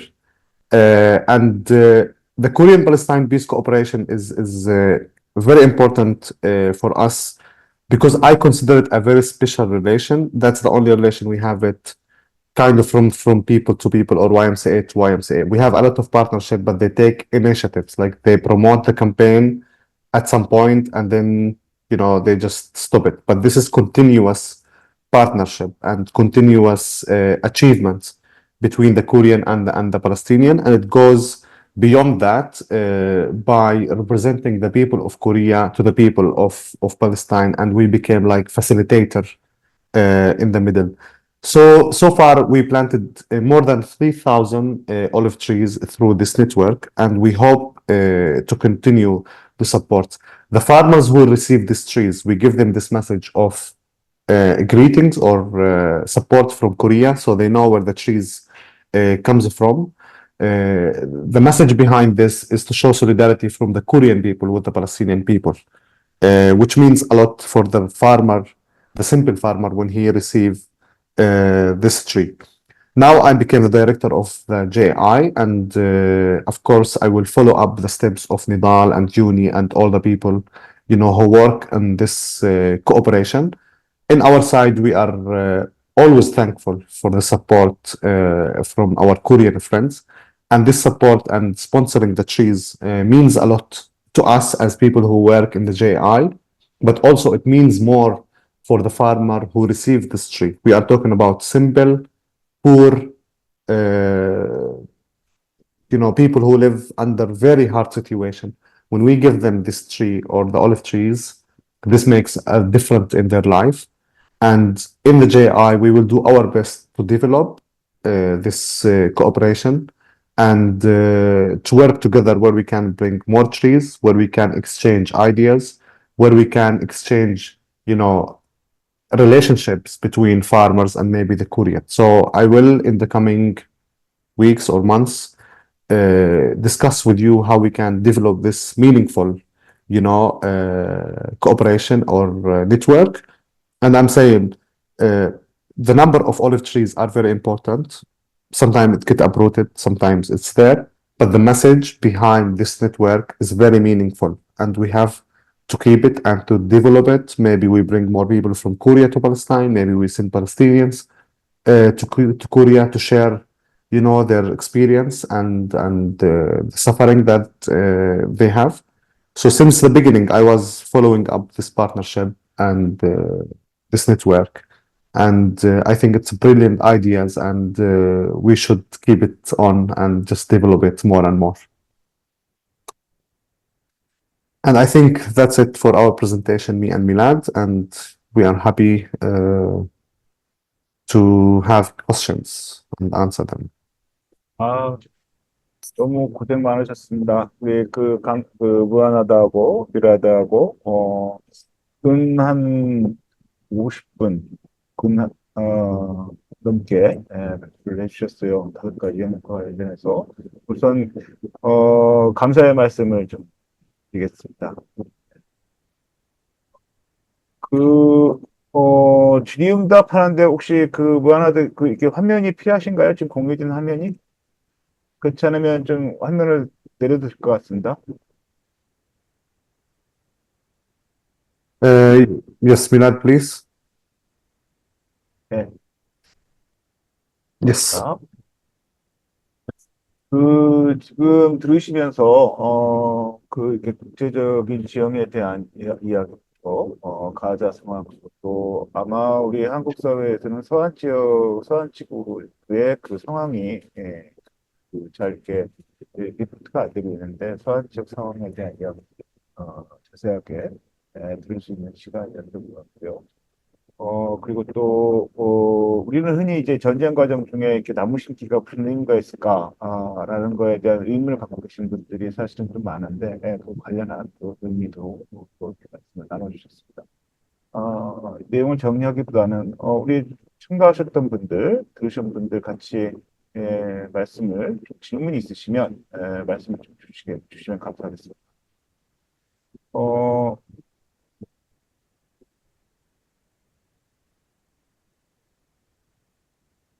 자유롭게 볼륨 켜고 충돌되어지면 제가 말씀을 드릴 테니까요. 볼륨을 좀 자유롭게 켜고 말씀을 좀 주시면 감사하겠습니다. 아니면 이렇게 손을 들어 주셔도 좋고.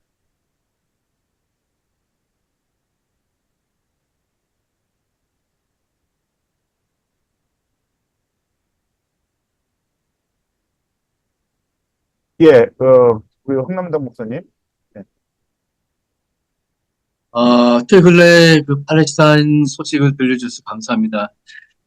특별히 몇 해 전에는 니다 씨가 일본의 후쿠오카에 온 적도 있습니다. 이곳에서 평화운동을 하는 사람들을 대상으로 팔레스타인 문제를 함께 나눴고 그 뒤로 한국으로 갔고 그런 프로그램을 했었습니다. 그 니달 씨에게 안부를 전하고요. 제가 질문하고 싶은 것은 우리가 다 잘 알고 있듯이 한국의 YMCA를 중심으로 올리브트리캠페인을 벌이고 있는 줄 압니다. 그리고 또 지금 발제 중에서도 여러 국제사회의 시민단체라든지 NGO 활동가 국제사회가 팔레스타인 문제에 연대하고 있다 이렇게 얘기했습니다. 그러면 한국 말고도 어떤 나라가 어떤 구체적인 프로그램으로 팔레스타인하고 지금 연대를 하고 있는지요? 예. Yes. So thank you for the question. Our main partner in Holland, we created we call it the Dutch Olive Tree Campaign in Hollanda, in the Netherlands, and they promote the campaign there through the YWCA of the Netherlands. We started this about 8-9 years ago, and they support us with a very good number of olive trees. We have another partnership in America. We have a campaign called Keep Hope Alive, where also they promote the campaign. In Denmark, in Norway, we have partnerships with the schools where they also promote the olive tree campaign, and we work. In America also we have partnership with the Presbyterian Church. In Canada, also with the Presbyterian Church of Canada. In the UK, we have another partner called Embrace the Middle East. So what I mentioned, they are officially organizations or partners where they take action and promote the campaign among their societies and churches and universities. But we have other individual or like smaller initiatives. We ask sometimes the YMCA of Scotland, of Japan, of many other countries, just to promote the campaign in the annual basis. So it's not a continuous program. So we receive some olive trees from others. In total, on our listing, there is about 31 partners, but some of them active, some of them not active, some of them, do something this year or next year. Also, one of the most important things that we expect from our partners is to promote the olive planting program and the olive picking program and Journey for Justice. These are three big programs we depend on to bring international volunteers to Palestine to participate in harvesting olives or in planting olives. So they do this. They just promote and invite people from their communities to come to Palestine and to take part and participate in these programs. Yes. 아마 부분 이 네덜란드가 프로그램이 네. 올리브 트리 캠페인인데 다른 프로그램도 있습니까? 다른 국제 연대하는 프로그램도 지금 있습니까? 팔레스타인 사람들을 돕는 연대하는 차원에서? At the JI, we have another programs related to youth training, and we give them trainings about democracy, about human rights, about how to be activists in their societies. So every year we train about 400 students, schools, universities, students, scouts, groups that related to the YMCA and YWCA. And it's very important to work on this side because we need this youth to be educated, to be aware, to raise awareness for them, and to be activists for just peace for Palestine. So we invest the knowledge on them or in them. So we do training. The other thing that we do is, beside planting olive trees, we have other projects where we support the farmers, where we give them agricultural tools like fences, like water irrigation system, tools to use in the agriculture. We conduct workshops about legal aid. We explain to them how to act if the Israeli come to confiscate the land. We give them some sessions about agriculture. We teach them how to do, if they are young and they are new in agriculture, we give them sessions about how to be a farmer, what's the main things that you need to know. And we empower them to be, farmers and closer to the land. Other things is that we raise awareness by advocating. So we travel abroad, we participate in conferences. I was in South Africa 2 months ago to participate in the apartheid conference. We send students abroad after giving them sessions and working on them to be more aware of what happened. Then we give them training. Then we ask them to travel to represent the office through the exchange programs that we have with some schools related to the YMCA and YWCA.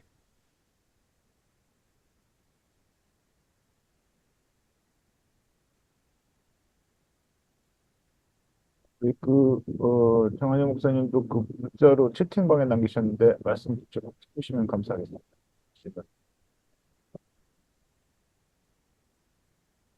제가 인터넷 상황이 좀 좋지 않아가지고요. 네,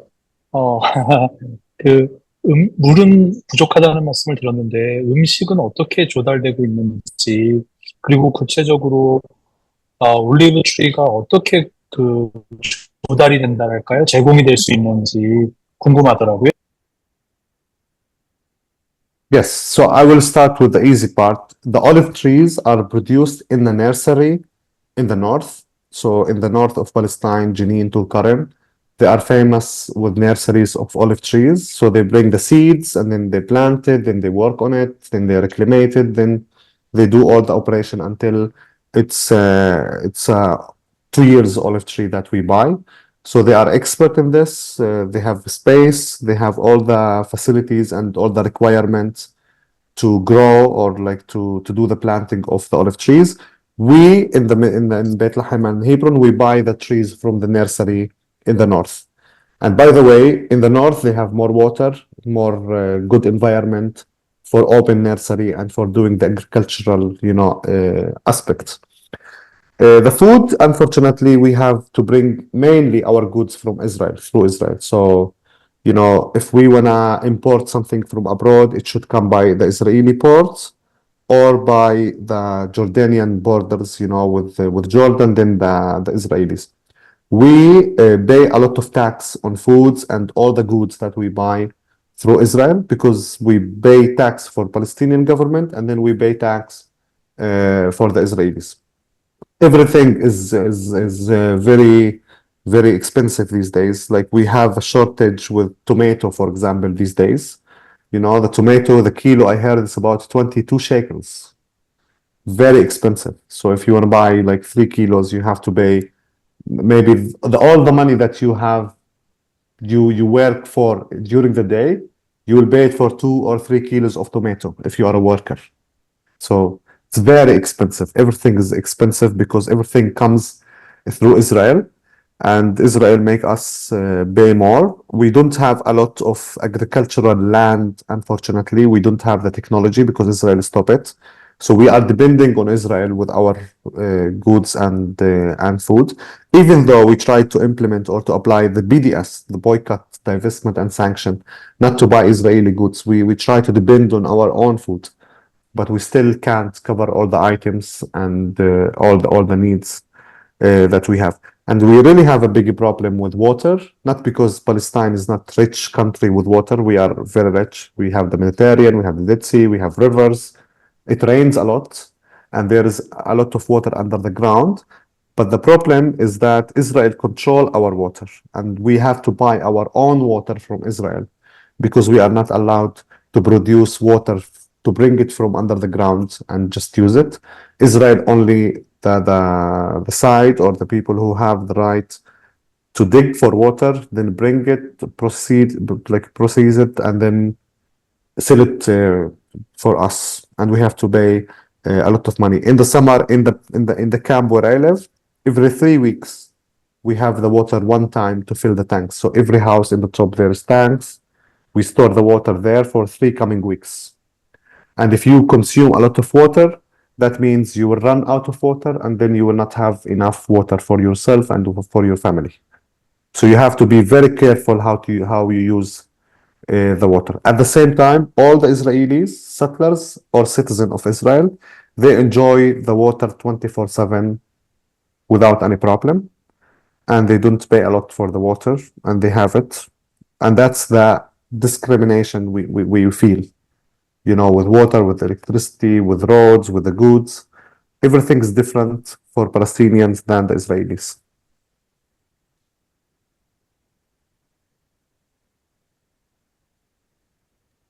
예, 그러면 질문 손을 들어주시면 제가 그 화면상에서 다 볼 수 있으니까요. 손을 들어주시면 감사하겠습니다. 예, 김웅수. 네.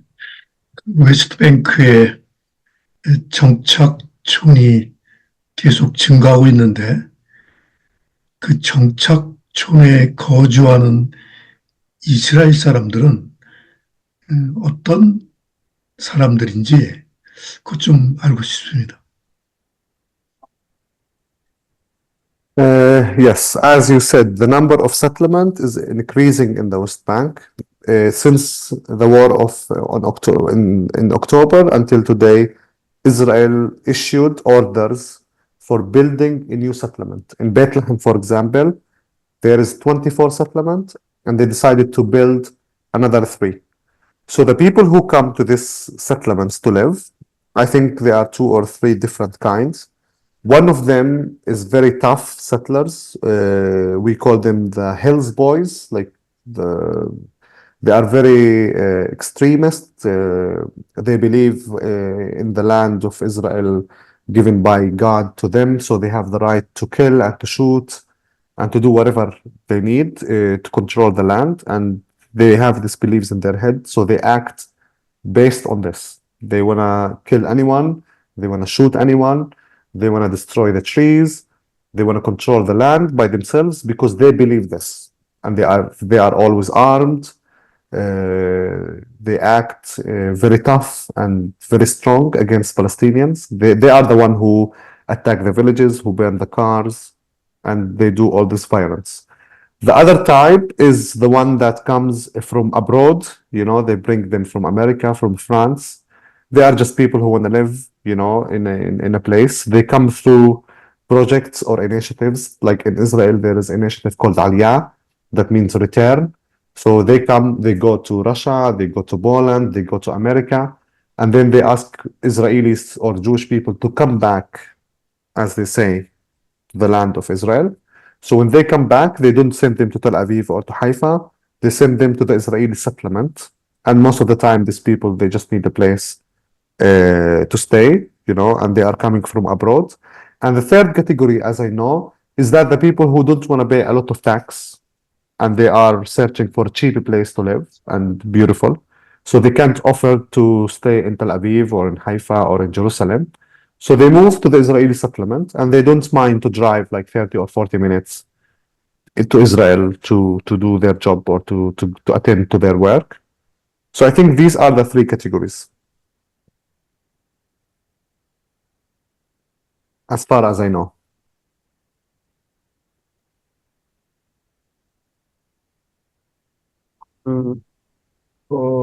김용주 총무님, 좀 늦게 들어오신 것 같은데, 통역, 한국 영어도 잘하시긴 하지만, 통역에 하고 듣고 계신 거죠? 인사 겸 또 혹시 코멘트 또는 질문 있으시면 또 좀 말씀 주십시오. 제가 이게 통역이 되는지 체크 겸해서 이렇게 말씀드리겠습니다.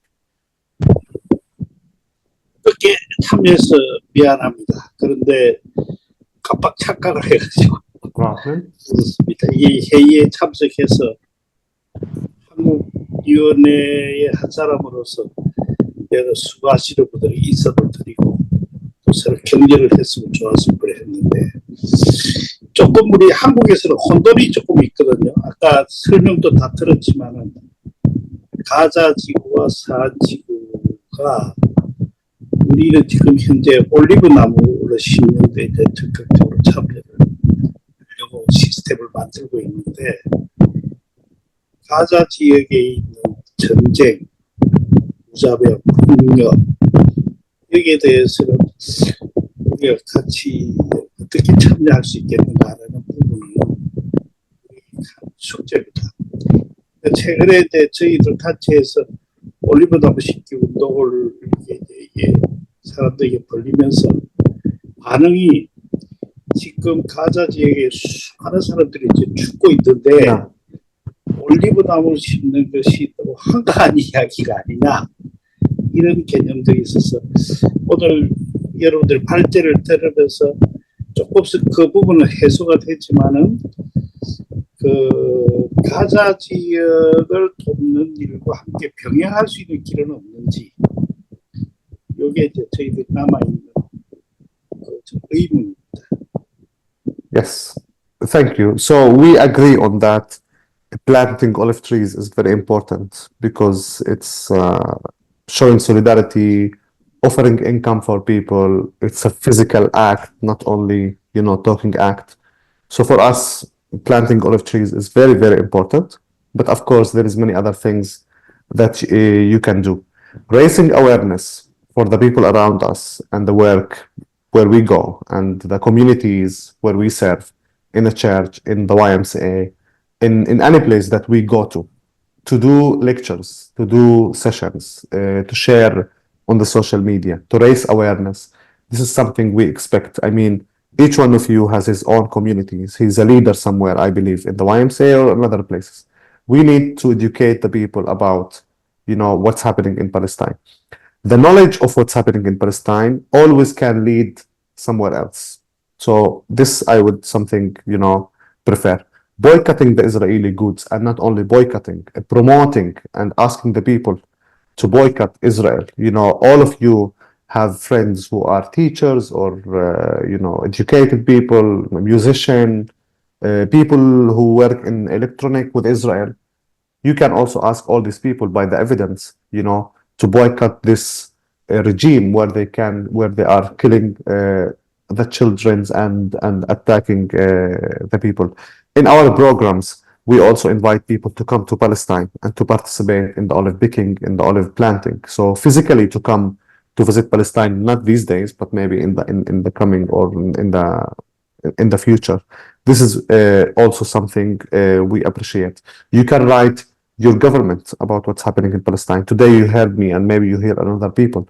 Maybe you can issue a statement, to the government, to make pressure on your government, to make pressure on Israel and to hold them accountable. And what we trying to do this time as Palestinians is to collect small efforts from here and there to make the big, initiative. Like in the UK now, there is big protests, It started with a couple of people, but now there are millions in the streets. In America, the same. So maybe we can do pressure on the Israeli government. Maybe we can do pressure on your government, to take action toward Israel, to boycott them, maybe to enhance the relation with the Palestinian government. So this is what we expect. Maybe in the future we can invite or make I would suggest this is to make a speaking tour, I'm ready to come. My colleagues are ready to go, to bring farmers, to bring people who suffered, to Korea, where we can visit people, talk to them, explain to them about our life, produce media, if you are in the YMCA or in any other organization, to share, on your page, to do logos, to do slogan about what's happening. All of this will help us a little bit to move forward.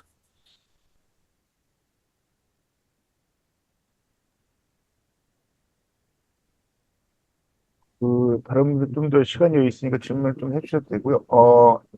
황남동 목사님 잠시만요. 그 전에 우리 팔레스타인 관련해서 지금 한국 사회에서도 그렇고 국내적으로 활동을 좀 많이 집중적으로 좀 많이 하고 계신 우리 아시아연대들 우리 천미경 대표님 혹시 코멘트든 질문이든 의견이든 좀 있으시면 좀 부탁드리겠습니다.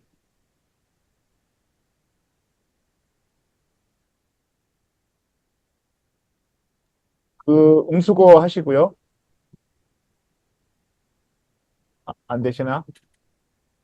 예, 그러시면 다음 좀 음수거 하시고 예, 지금 됐습니다. 이제 되셨어요? 예.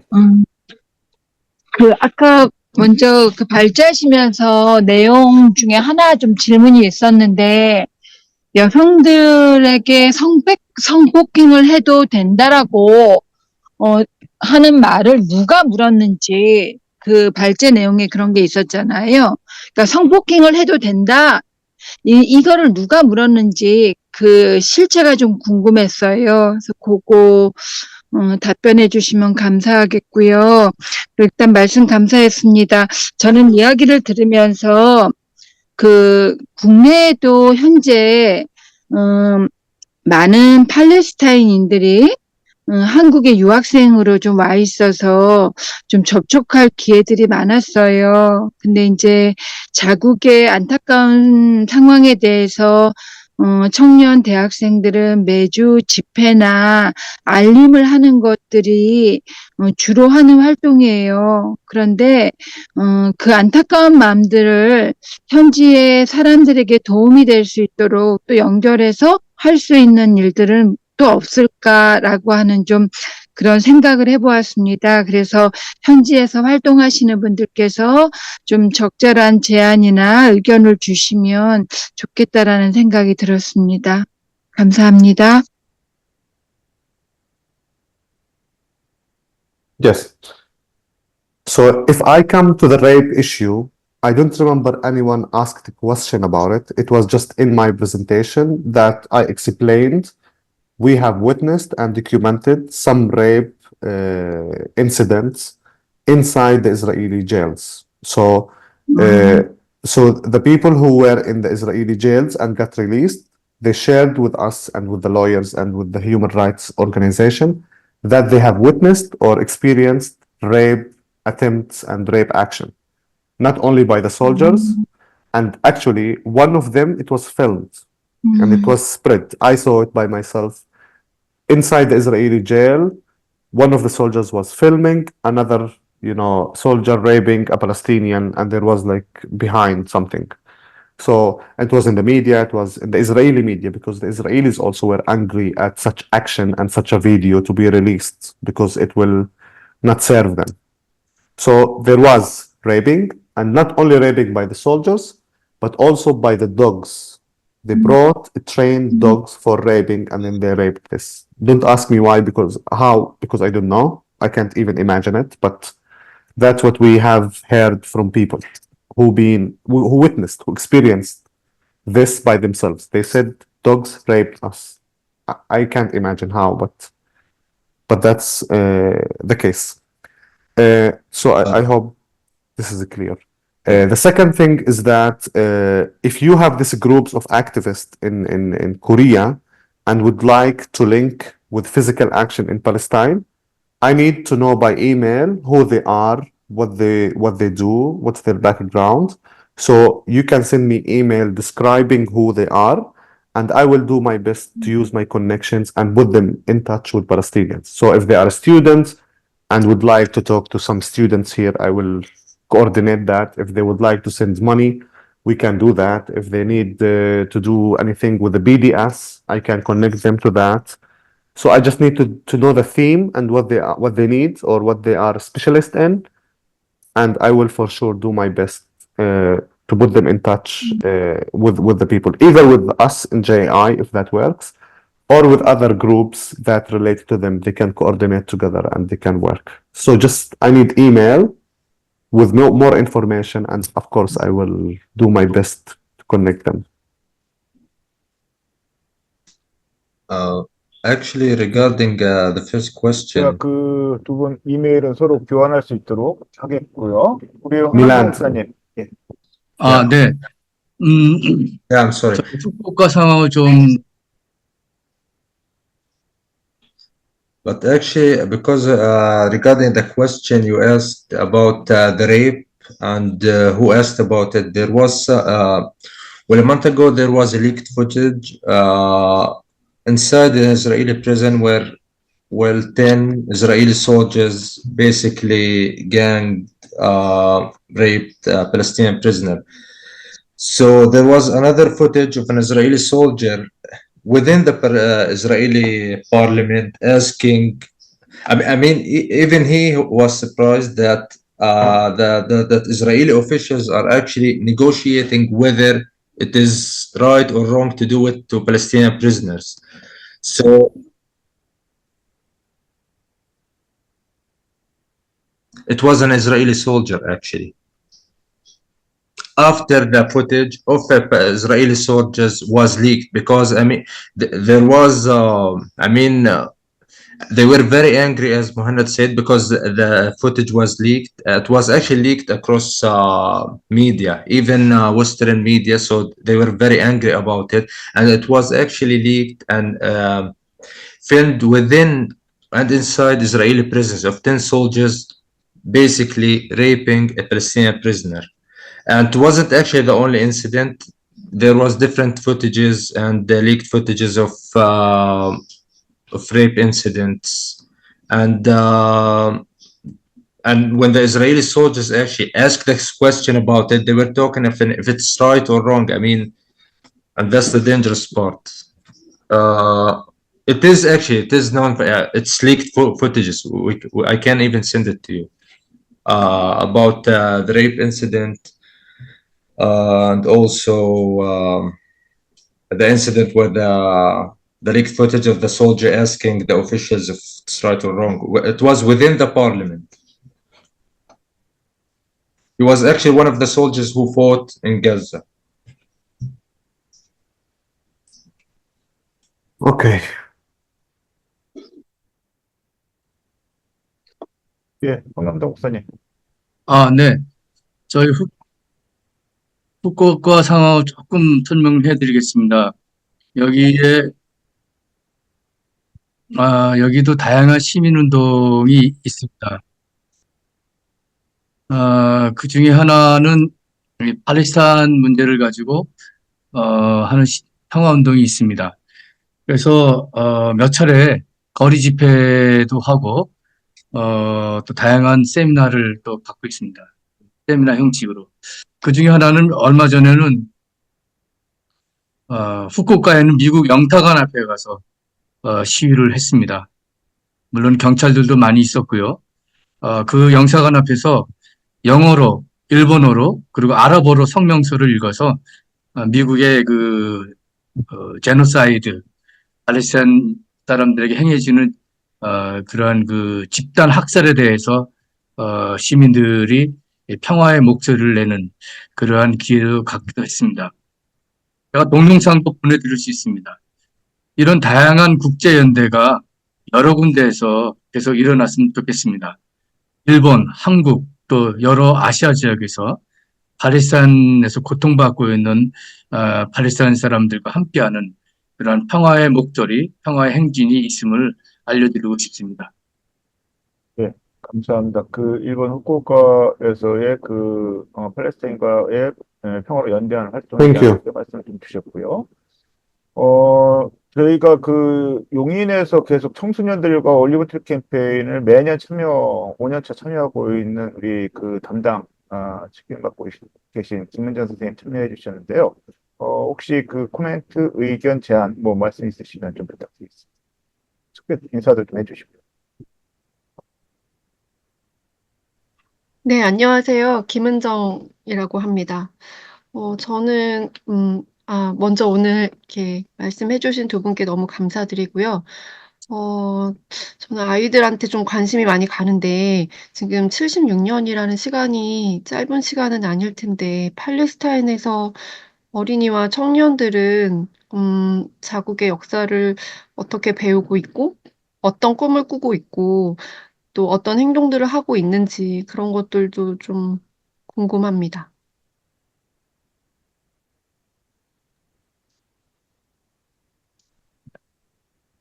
우리 무하나드 비라 두 분 중에 한 번 답변 부탁드립니다.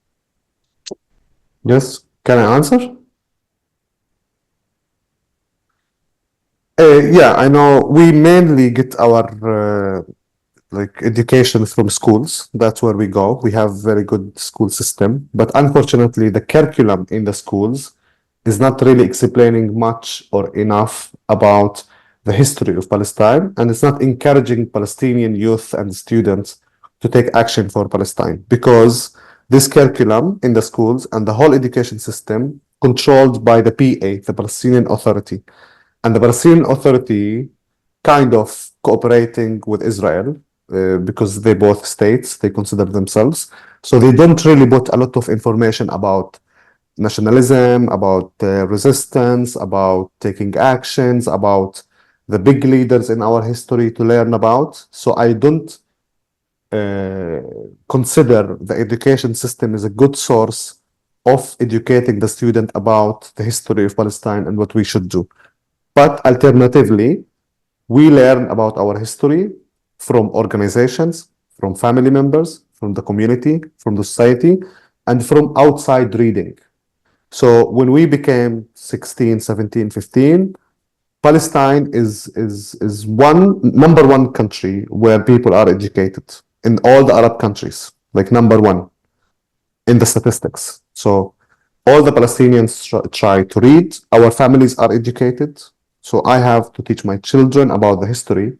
It's something we committed for as social life, as organizations, and as family and friends. So that's the source of education or knowledge that the youth people get to know about themselves.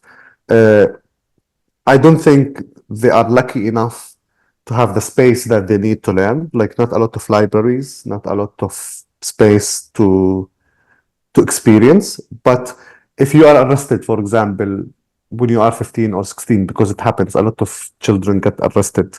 When you go to the Israeli jail, you will be led by Palestinians inside who will ask you or challenge you to read a book every day. And if you can read English, you have to teach the other ones. And every day they do like where they can gather and reflect on the books that they read. So if you go to the jail, could be one place where you can learn a lot in philosophy, in geography, and about Palestine and what's happening. And these people exchange this knowledge with each other. Like our families, they are committed to teach us about Palestine and what's happening and where to go. So beside the school, and then university, and a lot of people travel. So that's the sources where we get our education. But there is a big impact on the young regarding their education. A lot of young people, they can't go to schools. It's dangerous for them. I mean, 2 million people in Gaza, they did not go to school. There's no schools anymore for them. 2 million. Now the new semester of schools open, and the students in the north, in Jenin and in Tulkarem and Qalqilia, that's 3 cities, they can't go to school because there is no roads, no cars. The schools are shut down, destroyed. So Israel also targeting the knowledge of the Palestinians, and they try to prevent them of reaching the schools. Yes. 네, 저도 좀 또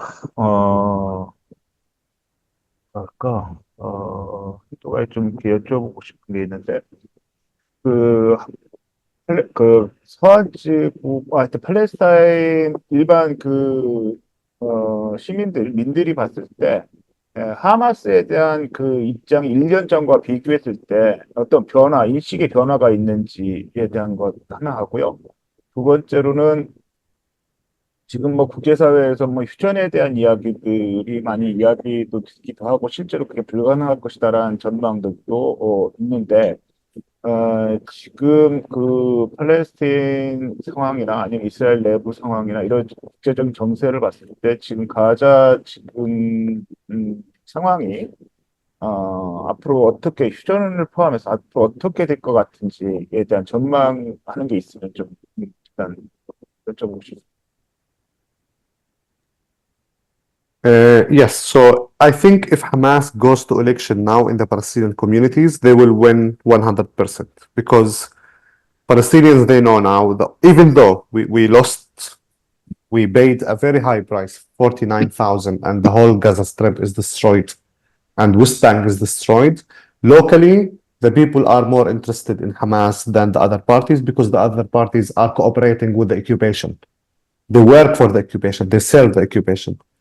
Even though some people feel not good about what happened because they lost family members, they lost houses, they lost businesses, but still they know the right way to do it is through Hamas. So a lot of people, would go for Hamas. So the people are more interested in them. In the Arab countries also, I think, but not in the governmental perspective. So the government, they will never ever support Hamas. They don't like them. But on the people stage, I think the people are more supporting Hamas than before because they won. Even though Israel killed all this massive number of people, but still on the practice or like what they implemented in October 7 and before, and how they're controlling now, how they are coordinating with Hezbollah, with Iran, with Yemen, with all these countries, they're reactive. The Palestinian struggle again. They changed the water. Like they moved us. They shaked us a little bit, and the Palestinian people needed that, even though the price is very high. But people know that's the right way. If you want to get liberation, if you want to go in a better stage, you have to sacrifice. That's the only way. Israel and America and all the countries will not, with a smile, give you back your rights. You have to fight by your rights. You have to sacrifice. And this sacrifice comes through Hamas. And they are the only political, party that's taken the struggle this way. So that's my opinion. People are more interested in Hamas. Regarding the ceasefire, I think in the last, 6-7 months, they are talking about ceasefire. And Netanyahu, the leader of Israel, the prime minister, he don't want ceasefire. Because ceasefire means the war will end and Israel will lose the war because they did not achieve anything, and everyone knows that. So ending the war is not something possible. And if there is a ceasefire and the war ends, that means him and his political party will be arrested, will go to jail. So what he's doing is pushing all the way, you know, for not to have ceasefire. And he also want to keep killing. He wanna flip the facts, you know, to his side, even though he's not achieving anything. But if, let's say, okay, Israel will sit on the table and have negotiation and have ceasefire, that means Israel lost because Hamas is still strong. The conditions of Hamas will go through, and he did not achieve anything. And plus, or in addition to all of this, he will go to jail, and he's the one who decides if there is ceasefire or not. Not America, not the UK, not Hamas. If Israel accepts the ceasefire conditions, it will go through. And he's not accepting this. He want to keep provoking the countries around us to go for a regional war and then to change the whole game so he can show as a winning, you know, as the guy who has the victory. So I don't think there will be ceasefire. And by the way, 6 hostages got killed, you know, the other day, and before that another 6 or 5. So even killing the hostages is not pushing him or motivating him to do ceasefire. So I don't see a ceasefire coming soon, even though they keep talking about a deal and you know, agreements here and there. But unfortunately, it's not going.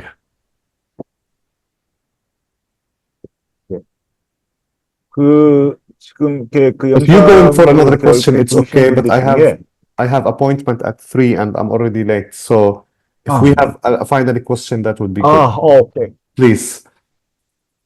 예.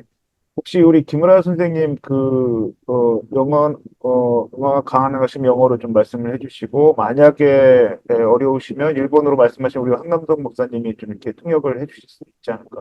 네. 가능하실까요? 한남동 목사님. 영어 할 줄 아십니다. 예.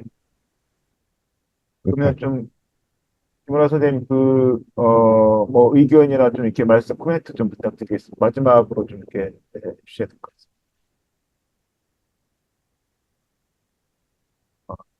여기를 이용 안 하시고.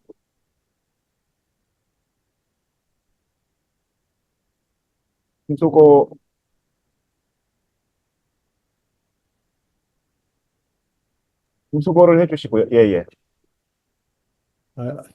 Excuse me. No, I cannot hear Korean language. Yeah, Mr.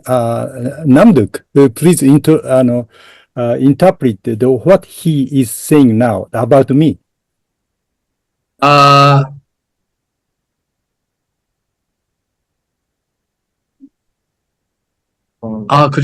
지금까지 하셨는 것 같은데, 선생, 김은하 선생, if you have some question or comment on this Zoom meeting, so please in English. Okay. Yeah. Just I heard catched up my name, Koichi Kimura, or Kimura Sensei. So that's why I imagine that he is speaking, and he was speaking about me. So I was going to question about sexual violence of Israeli soldiers, but some of the women, Korean women, have already asked this question. So I have another question. Do you have any activities with Palestinian people who have Israeli citizenship? I've read some information. According to that book, almost 20% of the Israeli population is Palestinian, right? So, do you have any corporate active actions with them or solidarities with them. And I'd like to get the information about that. Thank you. Yes. Thank you for the question. Inside Israel, 1.9 million Palestinians, Arab Palestinian live. So almost 2 million, you know? Nice. Yes. So a big community inside Israel, they are Arabs, Christian, Muslims, live inside the occupied Palestine, what we call it Israel. And we have, of course, coordination with them. For example, now there is a very big campaign where they are collecting food and money to send it from Israel to Gaza. Huge, very big. They are collecting hundreds of thousands, food, materials, clothes, many things they collect and they send to Gaza. And many of them also involved in the politics, some of them in the Israeli parliament, and a lot of politicals from the West Bank and Gaza coordinate with them so they can speak in the Israeli parliament about what's happening in Gaza. So there is coordination between the people, for example, who live in Jerusalem, who hold Israeli ID, but they're still activists and they still do many things. But I want to take you to another stage for your question. We also coordinate with Israelis, Jewish Israeli who live in Tel Aviv. They work for Palestine. And there is 3 or 4 organizations. We have partnership with them, like B'Tselem, Yeshdin, and many others. They work for peace for Palestine. They come, Israelis, fully, and Jewish. They come to the West Bank. They fight with us, and they write, and they do interviews, and they are in the media. And they say Israeli government is wrong, and we love this land. We want to be in here, but the Israeli government is wrong. And some of them, they don't go to the Israeli army to serve. They call them break the silence group. They say we don't want to go to the military of Israel. We want to stand with Palestinians. And these people, we are in touch with them and we work with them, and they help us. And there is high coordination, even though they are Israelis and Jewish. I see. Yes. Thank you. Thank you. 감사합니다. 원래 우리 무하나드하고 우리 통역사 두 분 선생님하고 약속드렸던 시간보다는 좀 약간 오버가 됐습니다. 그래서 좀 배치 시간도 약간 예상보다 좀 높고, 저희들 또 질문도 여러 가지로 또 이제 많고, 또 이제 또 사실은 더 이렇게 토론하고 싶은 내용들이 좀 더 있을 것 같은데, 지금 예정된 시간보다도 오버가 되고, 또 무하나드가 또 이렇게 또 불행하게도 약속이 일정이 있다 가니까 여기서 또 좀 헤어져야 될 것 같습니다. 그래서 먼저 무하나드하고 우리 미라드하고 오늘 수고 많이 해주셨는데요. 그 두 분하고 헤어지기 위해서 뭐 인사 말씀 마지막 못 하신 말씀이나 인사 말씀 있으시면 두 분 말씀 듣고 두 분이 먼저 이렇게 퇴장해 주시는 걸로 이렇게 하겠습니다. Yes, Milad, go ahead. Yeah. Actually, I'm just grateful for you hosting us. And as I said before, I thought it's a really great opportunity.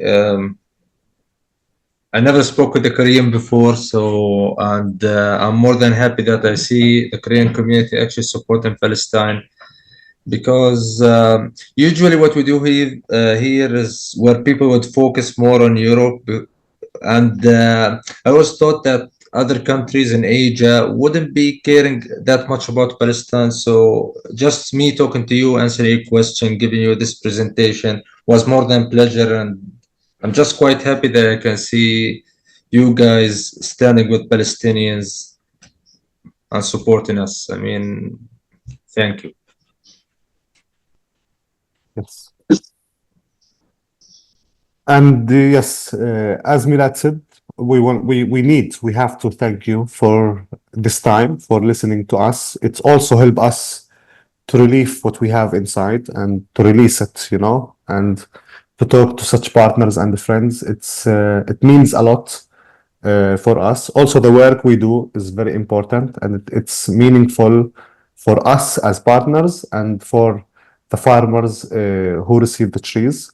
This war will end at some point, maybe not today, maybe not tomorrow, and this occupation will also end. And we as Palestinian, you as Korean, I think we are standing on the right side.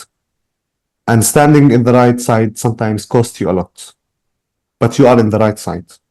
And for our children, for us, it's very important to tell them and to tell the coming generation that we have always stayed with the right side, even though it's not a happy place, but we enjoy our struggle. I enjoy what I do, and I go to sleep while I'm feeling good, I'm doing the right thing.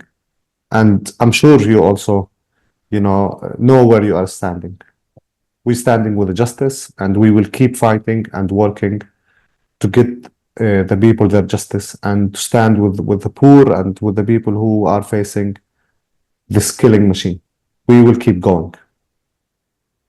And we are proud with your partnership.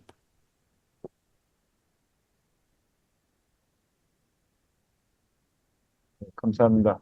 아마 그 채팅창에 보시면 그 이인경 선생님이 이렇게 메시지를 하나 남겨놓으셨는데요. 그 병원에 입원해 있으면서도 그 팔레스타인에 대한 관심과 그 애정을 갖고 오늘 이렇게 입원한 상태로 이렇게 참여해 주셨다가 이렇게 말씀 나눌 수 있는 기회가 없이 마무리가 된 것 같아서 좀 죄송스럽기도 하고 그 우리 한국 참가자들은 그 채팅방 좀 참고해서 봐주시면 감사하겠습니다. 그렇게 하고 오늘 무하나드하고 미라드하고는 빠른 시간 안에 저희들이 그 팔레스타인에 방문할 수 있는 환경이 만들어져서 얼굴 뵙거나 아니면 또 한국에 또 오셔서 그렇게 말씀 나눌 수 있는 그런 기회들이 있기를 바라고 오늘 너무 긴 시간 동안 함께 이렇게 또 말씀 나눠주셔서 너무 고맙다라는 말씀 드리고 싶습니다. 같이 박수로 두 분을 보내드리도록 하겠습니다.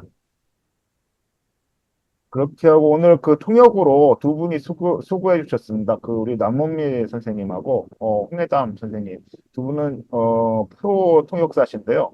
이렇게 원래는 한 1시간 정도면 될 거다 이렇게 해서 부탁을 드렸는데 2시간이 넘도록 고생해 주셨습니다. 감사합니다. 예, 그러면 우리 무하나드하고 미라드하고 우리 두 분 통역사분들은 먼저 나가 주셔도 될 것 같습니다. 그리고 우리 한국 멤버들은 좀 남아서 인사 나눔하고 마무리 지금. Thank you. Have a good day. Thank you. Muhammad, thank you. Okay. Thank you. Mirad, thank you. Thank you all. 네.